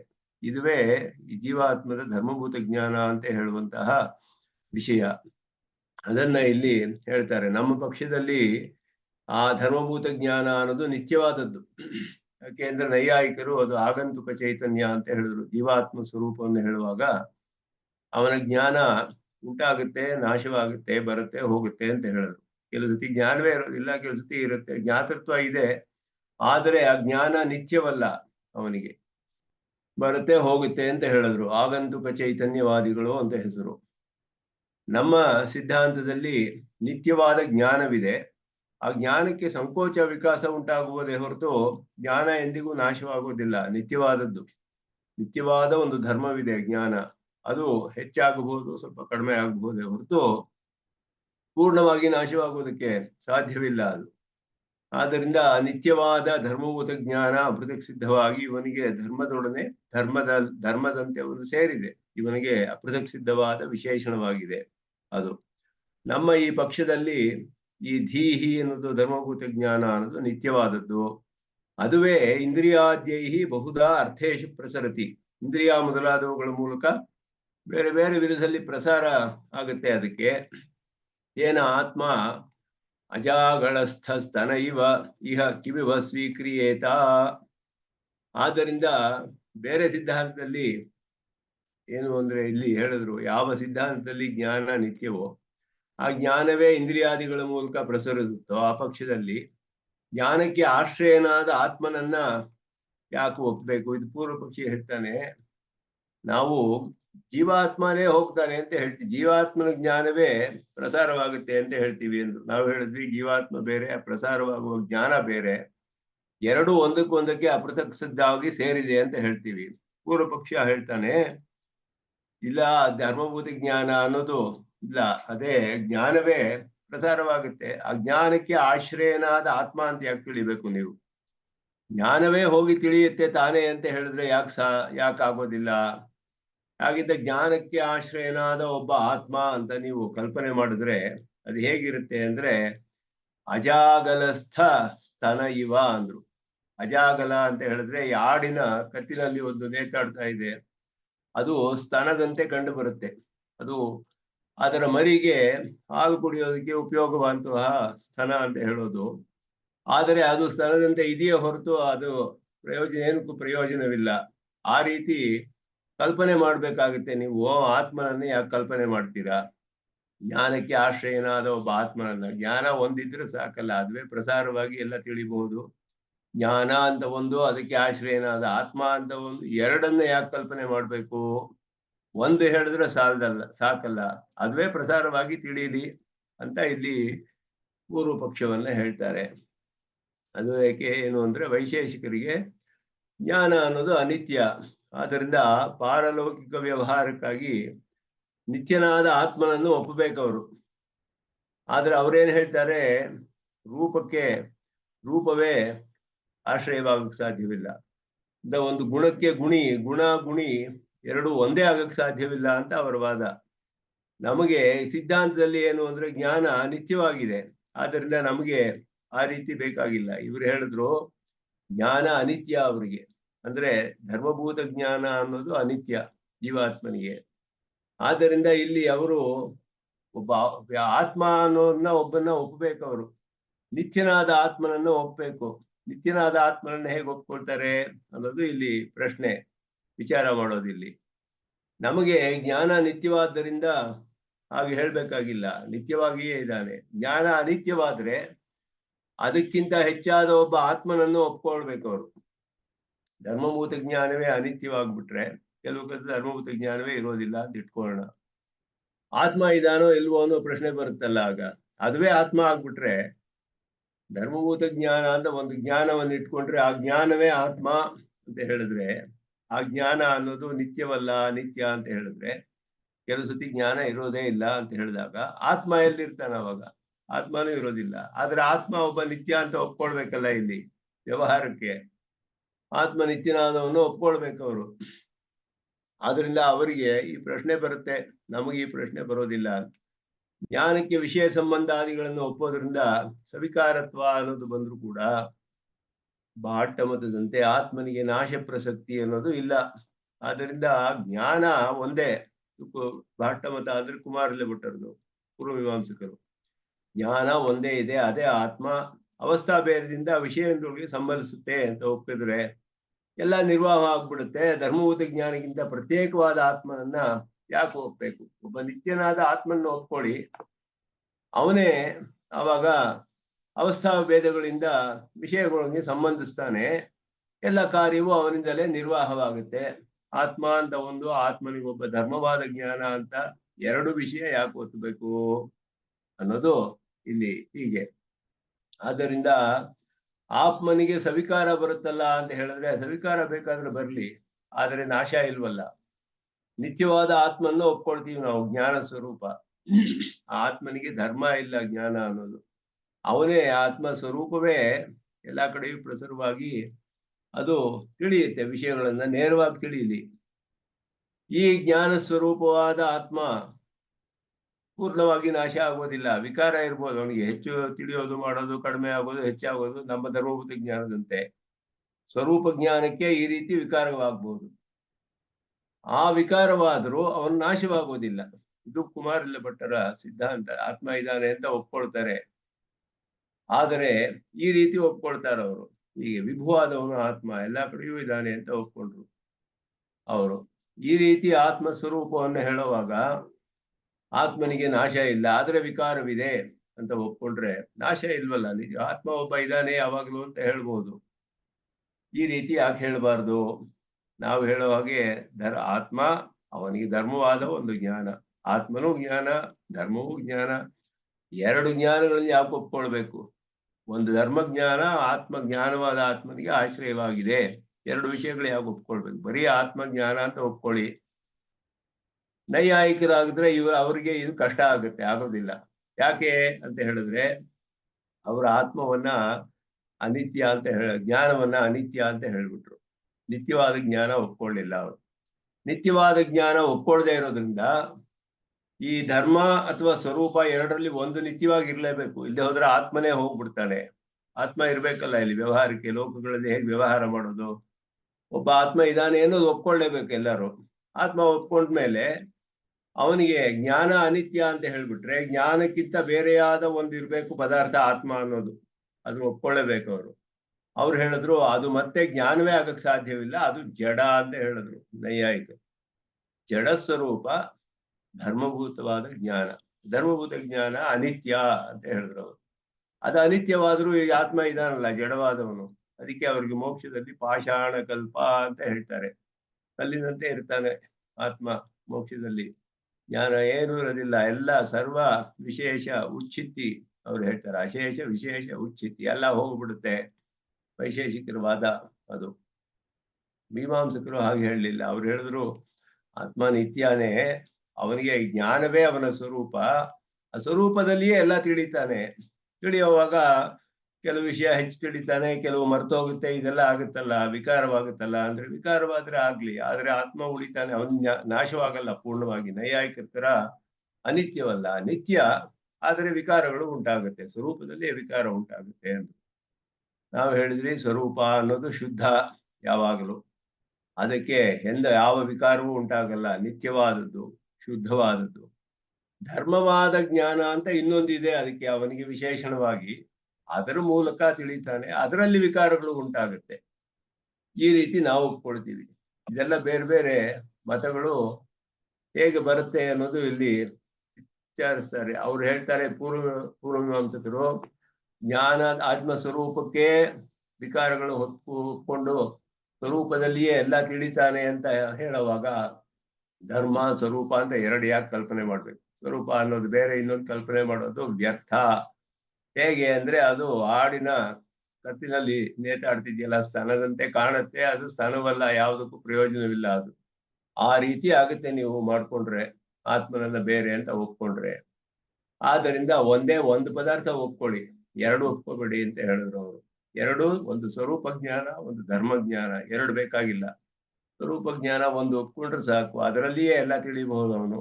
ಅದರಲ್ಲಿಯೇ ವಿಕಾರಗಳಾಗ್ಲಿ, ನಿತ್ಯವಾಗಿರ್ಲಿ, ನಾಶವಾಗುವುದಿಲ್ಲ, ವಿಕಾರ ಉಂಟಾಗಬಹುದು. ಹೀಗೆ ಅವರು ವಾದ ಮಾಡ್ತಾರೆ. ಎರಡು ಬೇಕಾಗಿಲ್ಲ ಅಂತ ಹೇಳ್ಬಿಟ್ಟು. ಅದಕ್ಕೆ ಸಮಾಧಾನವನ್ನ ಸ್ವಾಮಿ ದೇಶಿಕನ್ ಇಲ್ಲಿ ಹೇಳ್ತಾರೆ. ಅಲ್ಲಿ ಆತ್ಮತತ್ವಂ ಕಲ್ಪ್ಯಂ ಚೇತ್ ತತ್ರ ಯುಕ್ತಿಯ ಲಾಘವಂ ಕಥಯಿತುಂ ಉಚಿತಂ ಅಂತ ಹೇಳಿದ್ರು. ಆತ್ಮ ಅನ್ನೋ ವಸ್ತುವಿಂದ ಯುಕ್ತಿ ಬಲದಿಂದ ಸಿದ್ಧಪಡಿಸಿದಾದ್ರೆ ಆಗ ಆತ್ಮನ್ನು ಒಪ್ಪದೆ ಇದ್ರೆ ಲಾಘವ ಅಂತ ಹೇಳೋದು ಯುಕ್ತವಾಗುತ್ತೆ. ನಾವೇನ್ ಹೇಳ್ತೀವಿ ಅಂದ್ರೆ, ಇಲ್ಲಿ ಶಾಸ್ತ್ರದಲ್ಲಿ ಲಾಘವ ಗೌರವ ಅಂತ ಒಂದು ವಿಷಯವಿದೆ. ಉಪಾಯಗಳಲ್ಲಿ ಒಂದು ಲಾಘವ ಗೌರವ. ಯಾವುದೋ ಒಂದನ್ನ ನಾವು ಕಲ್ಪನೆ ಮಾಡ್ತೀವಿ, ಇಮ್ಯಾಜಿನ್ ಮಾಡ್ಕೋಬೇಕು ಒಂದು ವಿಷಯದಲ್ಲಿ. ಶ್ರುತಿಯಿಂದ ತಿಳಿಯೋದಿಲ್ಲ ನೇರವಾಗಿ. ಆದರೆ ಶ್ರುತಿಯಲ್ಲಿ ಸರಿಯಾಗಿ ಅರ್ಥ ವಿರೋಧ ಬರದೇ ಇರುವಾಗ ಅರ್ಥ ಮಾಡ್ಬೇಕಾದ್ರೆ ಹೀಗೆ ಅರ್ಥ ಮಾಡಿದ್ರೇನೆ ವಿರೋಧ ಇರೋದಿಲ್ಲ ಅಂತ ಅರ್ಥ ಮಾಡ್ಬೇಕು. ಅದಕ್ಕೆ ಹಾಗೆ ಅರ್ಥ ಮಾಡುವಾಗ, ಅದನ್ನ ನಿರೂಪಣೆ ಮಾಡುವಾಗ ನಾವು ಕಲ್ಪನೆ ಮಾಡ್ಬೇಕಾಗತ್ತೆ. ಕೆಲವು ಹೀಗಿರ್ಬೇಕು, ಇದು ಹೀಗಿದ್ರೇನೆ ಆಗತ್ತೆ ಅಂತ ಹೇಳ್ಬಿಟ್ಟು ಕಲ್ಪನೆ ಮಾಡುವಾಗ ಒಂದು ಪದಾರ್ಥ, ಒಂದು ಧರ್ಮ ಎರಡೂ ಇದೆ ಅಂತ ಒಪ್ಕೊಳ್ಬೇಕು. ಅವ್ರು ಹೇಳಿದ್ರು ಎರಡೂ ಇದೆ ಅಂತ ಒಪ್ಕೊಳ್ಳೋದು ತುಂಬಾ ಗೌರವ, ಹೆಚ್ಚಾದ ಮಾರ್ಗ, ಕಷ್ಟವಾದ ಮಾರ್ಗ. ಅದು ತಿಳಿಯೋ ತುಂಬಾ ಕಷ್ಟ. ಒಂದು ಒಪ್ಕೊಂಡ್ರೆ ಸಾಕು, ಸುಲಭ ಆಗುತ್ತೆ, ಲಾಘವ ಅಂತ ಹೇಳಿದ್ವಿ. ಇದೆಲ್ಲ ಯುಕ್ತಿಯಿಂದ ನೀವು ವಿಚಾರ ಮಾಡಕ್ಕಾಗೋದಿಲ್ಲ. ಶ್ರುತಿಯನ್ನು ಇಟ್ಕೊಂಡು ಮಾಡಿದ್ರೆ ಲಾಘವ ಗೌರವ ಅನ್ನೋದು ಬರೋದಿಲ್ಲ ಅಂತ ಹೇಳ್ತೀವಿ ನಾವು. ಯುಕ್ತಿಯನ್ನು ಶ್ರುತಿ ವಾಕ್ಯಕ್ಕೆ ಹೇಗಾದ್ರೂ ಅರ್ಥ ಮಾಡ್ಬೇಕು ಅಂತ ಹೇಳ್ಬಿಟ್ಟು ನೀವು ಯುಕ್ತಿಯನ್ನೆಲ್ಲ ಉಪಯೋಗಿಸಿ ಯುಕ್ತಿಯಿಂದಲೇ ವಿವರಣೆ ಕೊಡಕ್ ಹೋದ್ರೆ, ಶ್ರುತಿ ಎಷ್ಟೋ ಕಡೆ ಸ್ಪಷ್ಟವಾಗಿ ತಿಳಿಸಿದೆ. ಅವನು ತಿಳಿಯೋನು ಅಂತಾನು ತಿಳಿಸಿದೆ, ಅವನಿಗೆ ಜ್ಞಾನ ಸ್ವರೂಪ ಅಂತಾನು ಬೇರೆ ಬೇರೆ ತಿಳಿಸಿದೆ. ಕೆಲವು ಕಡೆ ಬರೀ ಸ್ವರೂಪ ಜ್ಞಾನ ಅಂತ ಹೇಳಿರಬಹುದು, ಅಲ್ಲಿ ಧರ್ಮ ಹೇಳಿಲ್ಲ ಅಂತ ಅರ್ಥ ಅಷ್ಟೇ. ಎಲ್ಲ ಕಡೆಯೂ ಎಲ್ಲ ಹೇಳ್ಬೇಕು ಅಂತ ಇಲ್ಲವಲ್ಲ ಶ್ರುತಿಗೆ. ಕೆಲವು ಕಡೆ ಅವನು ತಿಳಿತಾನೆ, ಅವನ ಸ್ವರೂಪವೂ ನಿತ್ಯ, ಧರ್ಮವೂ ನಿತ್ಯ, ಅದನ್ನು ಹೇಳಿದೆ ಸ್ಪಷ್ಟವಾಗಿ. ಅದಕ್ಕೆ ಅರ್ಥ ಮಾಡುವಾಗ ನಾವು ಸರಿಯಾಗಿ ಅರ್ಥ ತಿಳ್ಕೊಂಡ್ರೆ ವಿರೋಧ ಬರೋದಿಲ್ಲ. ಆದ್ರಿಂದ ಇಲ್ಲಿ ಏನು ವಾದ ಮಾಡ್ತಿದ್ದಾರೆ ಅಂದ್ರೆ, ಅವ್ರು ಹೇಳೋದು ಎರಡು ವಿಷಯ ಮಾಡಿದ್ರೆ ನೀವು ಒಂದು ಅಧಿಕವಾಗಿ ಕಲ್ಪನೆ ಮಾಡ್ಬೇಕು. ಸ್ವರೂಪವನ್ನು ಹೇಳಿ, ಜ್ಞಾನ ಸ್ವರೂಪ ಹೇಳಿ, ಧರ್ಮವಿದೆ ಅಂತ ನೀವು ಕಲ್ಪನೆ ಮಾಡ್ತಾ ಇದ್ದೀರಾ, ಇದು ತುಂಬಾ ಕಷ್ಟವಾದ ಉಪಾಯ. ಇದು ಗೌರವ, ಗುರು ಅಂದ್ರೆ ಹೆಚ್ಚಾದದ್ದು ಒಂದು ಅರ್ಥ. ವಿಳಂಬವಾಗಿ ವ್ಯರ್ಥವಾಗುವಂತಹ ವಿಷಯಗಳು. ಒಂದೇ ಒಂದು ಒಪ್ಕೊಂಡ್ರೆ ಸುಲಭ ಆಗುತ್ತಲ್ಲ, ಅದು ಲಾಘವ ಆಗುತ್ತೆ. ಆತ್ಮ ಸ್ವರೂಪ ಜ್ಞಾನ ಒಪ್ಕೊಳ್ಳಿ, ಅದರಿಂದಲೇ ಎಲ್ಲ ವಿಕಾರ ಹೇಳ್ಬಿಡಿ. ಈಗ ಹೇಳಿದ್ರೆ ಇದು ಯುಕ್ತಿಯಿಂದ ಸಾಧಿಸೋ ವಿಷಯ ಅಲ್ಲ, ಶ್ರುತಿಯಿಂದ ಸಾಧಿಸ್ಬೇಕು. ಶ್ರುತಿಯಿಂದ ಸಾಧಿಸುವಾಗ ಲಾಘವ ಗೌರವ ಅನ್ನೋ ಕಲ್ಪನೆ ಬರೋದಿಲ್ಲ ನಮ್ಗೆ, ನೇರವಾಗಿ ಶ್ರುತಿಯಿಂದಲೇ ತಿಳಿಯುತ್ತೆ ಅಂತ ಇಲ್ಲಿ ಹೇಳ್ತಾ ಇದ್ದಾರೆ. ಇದು ಈ ರೀತಿ ಉತ್ತರ ಕೊಡ್ತಾರೆ ಇದಕ್ಕೆ. ಈಗ ಯುಕ್ತಿಯಿಂದ ಸಿದ್ಧಪಡಿಸಿದ್ರೆ ಆತ್ಮ ಅನ್ನೋ ವಸ್ತುವನ್ನ, ಆಗ ಆತ್ಮನ್ನು ಒಪ್ಪದೆ ಹೋದ್ರೆ ಲಾಘವ ಅನ್ನೋದು ಯುಕ್ತವಾಗುತ್ತೆ. ಬರೀ ಒಂದು ಜ್ಞಾನ ಒಂದಿದೆ ಅಷ್ಟೇ, ಅದರಲ್ಲೇ ಎಲ್ಲ ಉಂಟಾಗುತ್ತೆ ಅಂತ ಹೇಳ್ಬಿಟ್ರೆ ಲಾಘವ ಅಂತ ಉಂಟಾಗುತ್ತೆ. ಯಸ್ಯ ಸಹ ನಿತ್ಯ ತದ್ವಾನಪಿ ನಿಗಮಮಿತಃ ಅಸ್ಯ ಗೌರವಂ ನ ಭಾರಃ ಹೇಳ್ತಾರೆ. ಯಾರಿಗೆ ಶ್ರುತಿ ಹೇಳುತ್ತೆ ಅದು ನಿತ್ಯವಾಗಿದೆ ಇದ್ದಾನೆ ಜ್ಞಾನ, ಜ್ಞಾನವನ್ನು ಉಳ್ಳವನು ನಿತ್ಯವಾದ ಆತ್ಮ, ಮತ್ತೆ ಜ್ಞಾನ ಸ್ವರೂಪನಾದವನು, ತದ್ವಾನ್ ಅಂದ್ರೆ ಜ್ಞಾನವನ್ನು ಉಳ್ಳವನು, ಎರಡು ನಿಗಮ ಮಿತಃ ಶ್ರುತಿಯಿಂದ ತಿಳಿದು ಬರುತ್ತೆ. ಶ್ರುತಿಯಿಂದ ಯಾರು ತಿಳಿಯಲ್ಪಟ್ಟನೋ ಈ ರೀತಿ, ಅಸ್ಯ ಗೌರವಂ ನ ಭಾರಃ ಆ ಭಕ್ತಿಗೆ ಗೌರವ ಅನ್ನೋದು ಭಾರವಾಗುವುದಿಲ್ಲ. ಅಂದ್ರೆ ಗುರು ಅಂದ್ರೆ ಭಾರ ಅಂತ ಅರ್ಥ, ಗೌರವ ಅಂದ್ರೆ ಹೆಚ್ಚಾದ ತುಂಬಾ ಹೆಚ್ಚು ಕಲ್ಪನೆ ಮಾಡ್ಕೊಳ್ಳೋಕ್ಕಿಂತ ಕಡಿಮೆ ಕಲ್ಪನೆ ಮಾಡ್ಕೊಂಡು ಒಂದು ಸಮಸ್ಯೆಯನ್ನು ಪರಿಹಾರ ಮಾಡಿದ್ರೆ ಸುಲಭವಲ್ಲ. ಶಾಸ್ತ್ರದಲ್ಲಿ ಅದು ಎಲ್ಲ ಹೇಳ್ತಾರೆ, ಲಾಘವ ಗೌರವ ಅಂತ. ತುಂಬಾ ಕಲ್ಪನೆ ಮಾಡುವಾಗ ಯಾವ್ದಾದೊಂದು ಸುಲಭ ಕಲ್ಪನೆ ಮಾಡ್ಕೊಂಡು ಸಮಸ್ಯೆ ಪರಿಹಾರ ಮಾಡುವಾಗ ಕಷ್ಟವಾಗಿ ಯಾಕೋ 10 ವಿಷಯ ಯಾಕೆ ಕಲ್ಪನೆ ಮಾಡ್ತೀರಾ, ಒಂದು ಕಲ್ಪನೆ ಮಾಡಿ ಇದು ಮುಗಿಸ್ಬೋದು ಈ ವಿಷಯ ಸಮಸ್ಯೆನ ಅಂತ ಹೇಳಿದ್ರೆ ಅದು ಲಾಘವ ಆಗುತ್ತೆ. ಇನ್ನೊಂದು ಗೌರವ ಅಂತ ಹೇಳಲ್ಪಡುತ್ತೆ. ಆತ್ಮನನ್ನು ಅವನ ಧರ್ಮವನ್ನು ಎರಡನ್ನ ಯಾಕೆ ನೀವು ಹೇಳ್ಬೇಕು? ಒಂದ್ ಹೇಳಿದ್ರೆ ಈ ಪರಿಹಾರ ಆಗುತ್ತಲ್ಲ ಸಮಸ್ಯೆ ಅಂತ ಪೂರ್ವ ಪಕ್ಷ. ಒಂದ್ ಹೇಳೋದು ಪರಿಹಾರ ಆಗಿದ್ರೆ ಅದನ್ನ ಯುಕ್ತಿಯಿಂದಲೇ ಸಾಧಿಸ್ಬೇಕಾದ್ರೆ ಈ ಲಾಘವ ಗೌರವ ಬರುತ್ತೆ. ಆದ್ರೆ ನಾವು ಯುಕ್ತಿಯಿಂದ ಸಾಧಿಸ್ತಾ ಇಲ್ಲ, ಶ್ರುತಿವಾಕ್ಯವನ್ನ ಇಟ್ಕೊಂಡು ಸಾಧಿಸ್ತಾ ಇದ್ದೀವಿ. ಶ್ರುತಿವಾಕ್ಯ ಇಟ್ಕೊಂಡು ಸಾಧಿಸುವಾಗ ಭಾರವ ಗೌರವ ಅದೆಲ್ಲ ಗೌರವ ಲಾಘವ ಬರೋದಿಲ್ಲ ಪ್ರಶ್ನೆ ಇಲ್ಲಿ ಅಂತ ಹೇಳ್ತಾ ಇದ್ದಾರೆ. ಆದ್ರಿಂದ ನಿಗಮ ಮಿತಃ ಸಾ ನಿತ್ಯ ತದ್ವಾನಪಿ ನಿಗಮ ಮಿತಃ, ಧರ್ಮಭೂತ ಜ್ಞಾನವೂ ನಿತ್ಯ, ಅದನ್ನು ಉಳ್ಳ ಜೀವಾತ್ಮನೂ ನಿತ್ಯ. ಎರಡೂ ಕೂಡ ಶ್ರುತಿಯಿಂದಲೇ ತಿಳಿದು ಬರುವಾಗ ನಮಗೆ ಗೌರವ ಅನ್ನುವ ಪ್ರಶ್ನೆ ಇಲ್ಲ. ಯಾವ ಸಿದ್ಧಾಂತಿ ಜ್ಞಾನವೆಂಬ ಧರ್ಮ ನಿತ್ಯ, ಜ್ಞಾನಕ್ಕೆ ಆಶ್ರಯನಾದ ಆತ್ಮನೂ ನಿತ್ಯ ಅಂತ ವೇದದಿಂದ ಸಿದ್ಧಪಡಿಸ್ತಾನೋ ಅವನಿಗೆ ಈ ಗೌರವ ಅನ್ನೋದು ಹೊರೆ ಆಗೋದಿಲ್ಲ. ಅಂದ್ರೆ ನಮ್ಮ ಬುದ್ಧಿಯಿಂದ ಕಲ್ಪಿಸಿದಾಗಲೇ ಈ ಬರುತ್ತೆ ಲಾಘವ ಗೌರವ ವಿಚಾರಕ್ಕೆ. ಶ್ರುತಿಯಿಂದಲೇ ಸಿದ್ಧಪಡಿಸಿದ್ರೆ ಇದು ಪ್ರಶ್ನಾತೀತ ಅಭಿಪ್ರಾಯ. ಅದನ್ನ ಇಲ್ಲಿ ಹೇಳ್ತಾ ಇದ್ದಾರೆ. ಇದು ಒಂದು ಮುಖ್ಯವಾದ ವಾದ. ಸ್ವಾಮಿ ದೇಶಿಕನ್ ಹೇಳೋದು ಶ್ರುತಿಯಿಂದಲೇ ಇದೆಲ್ಲ ತಿಳಿಬೇಕು, ಶ್ರುತಿ ಸ್ಪಷ್ಟವಾಗಿ ಹೇಳ್ತಾ ಇದೆ ಅಂತ ಹೇಳ್ಬಿಟ್ಟು, ಪೂರ್ವ ಪಕ್ಷಿಗಳು ಶ್ರುತಿಯಲ್ಲಿ ಹೇಳಿದ್ರು ಕೂಡ, ಕುಮಾರಿಲ್ಲ ಭಟ್ರು ಹೇಳಿದ್ರು ವೇದದಿಂದಲೇ ಆತ್ಮಸ್ವರೂಪ ತಿಳಿಯಕ್ ಸಾಧ್ಯ ಅಂತ ಹೇಳಿದ್ರು, ವೇದಾಂತದಿಂದಲೇ ಆತ್ಮಸ್ವರೂಪ ತಿಳಿಯುತ್ತೆ ಅಂತ ಹೇಳ್ತಾರೆ. ಆದ್ರೆ ಈ ರೀತಿ ನಿರೂಪಣೆ ಮಾಡ್ತಾರೆ, ನಿತ್ಯವಾದ ಆತ್ಮನನ್ನು ಒಪ್ಕೊಂಡ್ರು ವೇದಾಂತದಲ್ಲಿ ಹೇಳಿದೆ ಅಂತ, ಆದ್ರೆ ಅವನ ಸ್ವರೂಪದ ವಿಷಯದಲ್ಲಿ ಈ ರೀತಿ ವಾದ ಮಾಡ್ತಾರೆ. ಹಂಗ್ ಮಾಡಿದ್ರೆ ಅದು ಶ್ರುತಿಯಲ್ಲಿ ಸ್ಪಷ್ಟವಾಗಿ ಪ್ರಮಾಣಗಳಿದೆ. ಆತ್ಮನಿಗೆ ಸಂಕೋಚ ವಿಕಾಸ ಒಪ್ಪಿದ್ರೆ ಘಟಾದಿಗಳಂತೆ ಆತ್ಮನು ಏಕರೂಪವಾಗಿ ಇರೋದಿಲ್ಲ. ಆದ್ದರಿಂದ ಆತ್ಮ ಸ್ವರೂಪ ಅನ್ನೋದು ಪುರುಷಾರ್ಥವಾಗೋದಿಲ್ಲ. ಏಕರೂಪವಾಗಿ ಇಲ್ಲದೆ ಇರೋ ಪದಾರ್ಥ ಪುರುಷಾರ್ಥವಾಗಕ್ಕೆ ಸಾಧ್ಯವಿಲ್ಲ, ಹೆಚ್ಚು ಕಡಿಮೆ ಆಗುವಂತಹದ್ದು. ಆದ್ದರಿಂದ ನಿರ್ವಿಕಾರನಾದ ಆತ್ಮನನ್ನು, ಅವನಿಗೆ ಜ್ಞಾನವಾದ ಧರ್ಮವನ್ನು ಒಪ್ಪಿಯೇ ಇದನ್ನು ಪರಿಹಾರ ಮಾಡಬೇಕಾದ್ರಿಂದ ಇದು ವ್ಯರ್ಥವಲ್ಲ, ಅಜಾಗಳಸ್ಥನದಂತೆ ಸುಮ್ಮನೆ ವ್ಯರ್ಥವಾದ ವಿಷಯವಲ್ಲ ಇದು ಅಂತ ಹೇಳ್ತಾ ಇದ್ದಾರೆ. ಅದನ್ನ ಇಲ್ಲಿ ಸಂಸ್ಕೃತ ವ್ಯಾಖ್ಯಾನದಲ್ಲಿ ತುಂಬಾ ವಿಸ್ತಾರವಾದ ವಿಚಾರ ಮಾಡ್ತಾರೆ. ಇದರಲ್ಲಿ ಬೇರೆ ಎಲ್ಲಾ ಪಕ್ಷಗಳನ್ನು ನಿರೂಪಣೆ ಮಾಡಿ ನಮ್ಗೆ ಅಷ್ಟು ಬೇಕಾಗಿಲ್ಲ. ಆದ್ರೆ ಇಲ್ಲಿ ಕೆಲವು ಹಿಂದಿನ ಇದರಲ್ಲಿ ಹೇಳ್ತಾರೆ, ಇದಕ್ಕೆ ಪೀಠಿಗೆ ಹಾಕುವಾಗ್ಲೇ ಇದರಲ್ಲಿ ಹಿಂದಿನ ಸೂತ್ರದಲ್ಲಿ ಹಿಂದಿನ ಶ್ಲೋಕದಲ್ಲಿ ಹೇಳುವಾಗ್ಲೇ ಹೇಳ್ತಾರೆ, ಶರೀರಕ್ಕಿಂತ ಬೇರೆಯಾದವನು ಅಂತ ಹೇಳುವಾಗ ಒಂದು ಮುಖ್ಯವಾದ ವಿಷಯ ಹೇಳ್ತಾರೆ ಇಲ್ಲಿ, ಇದಮತ್ರ ಅವಧೇಯಂ ಅಂತ ಹೇಳಿ. ಆತ್ಮ ನಾಮ ಅಹಮರ್ಥ. ಜ್ಞಾನ ಅಂತ ಹೇಳಿದ್ರೆ ಶ್ರುತಿಗಳಲ್ಲಿ ಅನೇಕ ಕಡೆ ಜ್ಞಾನ ಅಂತ ಬರೋ ಕಡೆ ಎಲ್ಲ ಧರ್ಮಭೂತ ಜ್ಞಾನ ಅಂತಾನೆ ಅರ್ಥ ಮಾಡ್ತಾರೆ. ವ್ಯಾಖ್ಯಾನಗಳಲ್ಲಿ ಧರ್ಮಭೂತ ಜ್ಞಾನ ಅಂತಾನೆ ಅರ್ಥ. ಆತ್ಮನಿಗೆ ಜ್ಞಾನ ಅಂತ ಏನ್ ಹೇಳ್ಬೇಕು? ಆತ್ಮನಿಗೆ ಅಂದ್ರೆ ಅಹಂ ಅಂತ ಹೇಳ್ಬೇಕು, ಜ್ಞಾನ ಅಲ್ಲ ಅಹಂ. ಯಾಕೆಂದ್ರೆ ಜ್ಞಾನ ಅನ್ನೋದು ಧಾತುವಿನಿಂದ ಉತ್ಪನ್ನವಾದ ಶಬ್ದ, ಅಹಂ ಅನ್ನೋದು ಸಿದ್ಧವಾದ ಪದಾರ್ಥವನ್ನು ತಿಳಿಸುತ್ತೆ. ಅಹಂ ಅನ್ನೋದು ಅದು ಆತ್ಮನಿಗೆ ಅರ್ಥ. ಅದರಿಂದ ಅದುವೇ ಪ್ರತ್ಯಗರ್ಥ. ಪ್ರತ್ಯಕ್ ಅರ್ಥ ಅಂದ್ರೆ ತನ್ನನ್ನು ತಾನು ತಿಳಿಯೋದು. ಅದು ಶ್ರುತಿ ಕಶ್ಚಿತ್ ಧೀರ ಪ್ರತ್ಯಗಾತ್ಮಾನಂ ಐಕ್ಷತ ಅಂತ ಶ್ರುತಿ ಹೇಳುತ್ತೆ, ಕಠೋಪನಿಷತ್ತು. ಅಹಂ ಅಂತ ಪ್ರತೀತಿ ಎಲ್ಲಿ ಬರುತ್ತೋ ತಸ್ಯ ಸರ್ವಸ್ಯಾಪಿ ಆತ್ಮತ್ವಂ ಪ್ರಸಜ್ಯತೆ. ತತ್ರ ಪ್ರಥಮಂ ಶರೀರೆ, ಮೊದಲು ಶರೀರೆ ಅಂತ ಬರುತ್ತೆ. ಆಮೇಲೆ ಅತಃ ಆತ್ಮವಾದಸ್ಯ ಅತ್ರೈವ ಉಪಕ್ರಮ, ಶರೀರದಲ್ಲಿಯೇ ಅಹಂ ಅಂತ ಬರುತ್ತೆ, ಅದುವೇ ಆತ್ಮ ಅಂತ ಶುರುವಾಗುತ್ತೆ. ಅದಾದ್ಮೇಲೆ ವಿಜ್ಞಾನ ಘನ ಏವ ಏತೇಭ್ಯಃ ಭೂತೇಭ್ಯಃ ಸಮುತ್ತಾಯ ತಾನ್ಯೇವ ಅನುವಿನಶ್ಯತಿ. ಅವಾಗ ಅವನು ಹೇಳಿದ್ರು, ಮೈತ್ರಿ ಹೇಳ್ತಾಳೆ, ಅತ್ರೈವಮ ಭಗವಾನ್ ಅಮೂಮುಹತ್ ನ ಪ್ರೇತ್ಯ ಸಂಜ್ಞಾ ಅಸ್ತಿ. ಮರಣ ಆದ್ಮೇಲೆ ಅವನಿಗೆ ಸಂಜ್ಞೆ ಇಲ್ಲ, ಹೆಸರು ಜಾತಿ ಕುಲ ಎಲ್ಲ ಏನೂ ಇಲ್ಲ ಅವನಿಗೆ ಅಂತ ಹೇಳಿದ್ರು. ಇದು ಮೋಹ ಉಂಟಾಯ್ತಲ್ಲ ನನಗೆ ಇಲ್ಲಿ, ಸರಿಯಾಗಿ ನೀವು ನನಗೆ ಸಂಶಯ ಉಂಟು ಮಾಡ್ಬಿಟ್ರಲ್ಲ ಅಂತ ಹೇಳಿದ್ಲು. ಆಗ ಅವ್ರು ಹೇಳಿದ್ರು, ನವಾರೇ ಮೋಹಂ ಬ್ರವೀಮಿ. ಹೇಳಿದ್ರು, ಆತ್ಮ ಅವಿನಾಶಿ ವಾರೇ ಅಯಮಾತ್ಮ ಅನುಚ್ಛಿತ್ತಿ ಧರ್ಮ ಅಂತ ಹೇಳ್ತಾರೆ. ಅದುವೇ ಪ್ರಧಾನವಾಗಿ ಅವರು ಹೇಳುವ ಉಪದೇಶ. ಅದನ್ನ ಪ್ರಕರಣದಲ್ಲಿ ಬರುತ್ತೆ. ಆತ್ಮನು ನಿತ್ಯನೋ, ಅವನ ಧರ್ಮವು ನಿತ್ಯ ಅನ್ನೋದನ್ನ ಅವರು ಸ್ಪಷ್ಟವಾಗಿ ಹೇಳ್ತಾರೆ. ತಿಳಿಯೋದು ಬಹಳ ಕಷ್ಟ ಅಂತ ಹೇಳೋದು ವಿಷಯ ಬರುತ್ತೆ. ಇಲ್ಲಿ ಕೆಲವು ಹಿಂದಿನ ವಾದಗಳನ್ನು ನೋಡಿದ್ವಿ.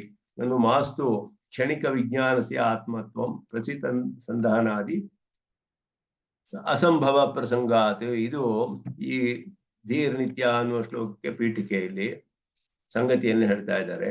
ಕ್ಷಣಿಕ ವಿಜ್ಞಾನ ಅನ್ನೋದು ಆತ್ಮವಾಗದೇ ಇರಲಿ, ಬೌದ್ಧರು ಅವರು ಹೇಳೋದು ಕ್ಷಣಿಕ ವಿಜ್ಞಾನ, ಅದುವೇ ಆತ್ಮ ಅಂತ ಹೇಳಿದ್ರು. ವಿಜ್ಞಾನ ಅಂತ ಹೇಳಿದ್ರು, ವಿಜ್ಞಾನ ಸಂತತಿ ಒಂದು ಪ್ರತಿ ಕ್ಷಣವೂ ಉತ್ಪನ್ನವಾಗಿ ನಾಶವಾಗ್ತಾ ಇರೋದು. ಅದಕ್ಕೆ ಪ್ರತ್ಯಭಿಜ್ಞೆ ಮೊದಲಾದದ್ದೆಲ್ಲ ಇಟ್ಟು ನಾವು ಅದಕ್ಕೆ ಯುಕ್ತಿಯಿಂದಲೇ ಸಾಧ್ಯವಿಲ್ಲ ಅಂತ ಹೇಳ್ತೀವಿ. ಹಿಂದಿನ ದಿನ ಆಗಿದೆ, ಇವತ್ತು ಸ್ಮರಣೆ ಬರ್ಬೇಕಾದ್ರೆ ಒಂದೊಂದು ಕ್ಷಣವು ಬದಲಾಗ್ತಾ ಇದ್ರೆ, ನಾನು ಇವತ್ತು ಒಂದು ಕ್ಷಣವು ಬೇರೆ ಆಗ್ಬಿಟ್ರೆ ಹಿಂದಿನ ಸ್ಮರಣೆ ಹೇಗೆ ಬರುತ್ತೆ? ಪ್ರತ್ಯಭಿಜ್ಞಾ ಅನ್ನೋದೇ ಉಂಟಾಗೋದಿಲ್ಲ. ಆದ್ದರಿಂದ ಹಿಂದಿನ ಅನುಭವಗಳ ಸ್ಮರಣೆ ಇರೋದ್ರಿಂದ ನಿತ್ಯವಾಗಿದ್ದಾನೆ, ಕ್ಷಣಿಕ ಅಲ್ಲ ಅನ್ನೋದು ಸ್ಪಷ್ಟವಾಗಿ ತಿಳಿದು ಬಿಡುತ್ತೆ. ಹಾಗಿದ್ರೂ ನಿತ್ಯ ಜ್ಞಾನ ರೂಪತ್ವೇ ಏತದ್ದೋಷ ಅಭಾವ ಲಾಘವಾಚ ಆತ್ಮ ಜ್ಞಾನ ಮಾತ್ರ ಸ್ವರೂಪ ನತು ಜ್ಞಾತ ಇತಿ ಅಂಗೀಕಾರೆ ಕಾ ಹಾನಿ. ಇದುವೇ ಇಲ್ಲಿ ಪೂರ್ವ ಪಕ್ಷ. ಜ್ಞಾನ ಮಾತ್ರ ಸ್ವರೂಪ ಅಂತ ಇಟ್ಕೊಳ್ಳಿ, ನಾ ಜ್ಞಾತ ಅಲ್ಲ, ಜ್ಞಾನ ಮಾತ್ರ ಸ್ವರೂಪ. ಈಗ ಯಾಕೆ ಇಟ್ಕೋಬಾರದು? ನಚ ಆತ್ಮನಃ ಧರ್ಮಿತ್ವೇನ ತಸ್ಯ ಬಾಹ್ಯ ವಸ್ತು ಗ್ರಹಣಾಧಿಕಂ ಕಥಂ ಇತಿ ಶಂಕ್ಯಂ. ಇಲ್ಲಿ ವಿಚಾರ ಮಾಡ್ತಾರೆ, ಧರ್ಮಿ ಆಗ್ಬಿಟ್ರೆ ಅವನು ಹೊರಗಿನ ಪದಾರ್ಥ ಹೇಗೆ ತಿಳಿತಾನೆ, ಹೊರಗಿನ ವಿಷಯ ಹೇಗೆ ತಿಳಿತಾನೆ, ತನಗಿಂತ ಬೇರೆಯಾದ ಪದಾರ್ಥಗಳನ್ನ ಹೇಗೆ ತಿಳಿತಾನೆ ಅಂದ್ರೆ ಅವನಿಗೆ ಉಪಾಧಿಗಳಿಂದಲೋ ಸ್ವತಃ ವಾ ಪ್ರಸರಣೇನ ಬಾಹ್ಯ ವಿಷಯಕತ್ವ ಸಂಭವಾತ್ ಅಂತ ಇಲ್ಲಿ ಒಂದು ಅವರು ಹೇಳ್ತಾರೆ. ಇದು ದಾರ್ಶನಿಕಾನಾಂ ಶಿರಶೂಲಾಯಿತ ಸಮಸ್ಯಾಯ ಪರಿಹಾರಂ.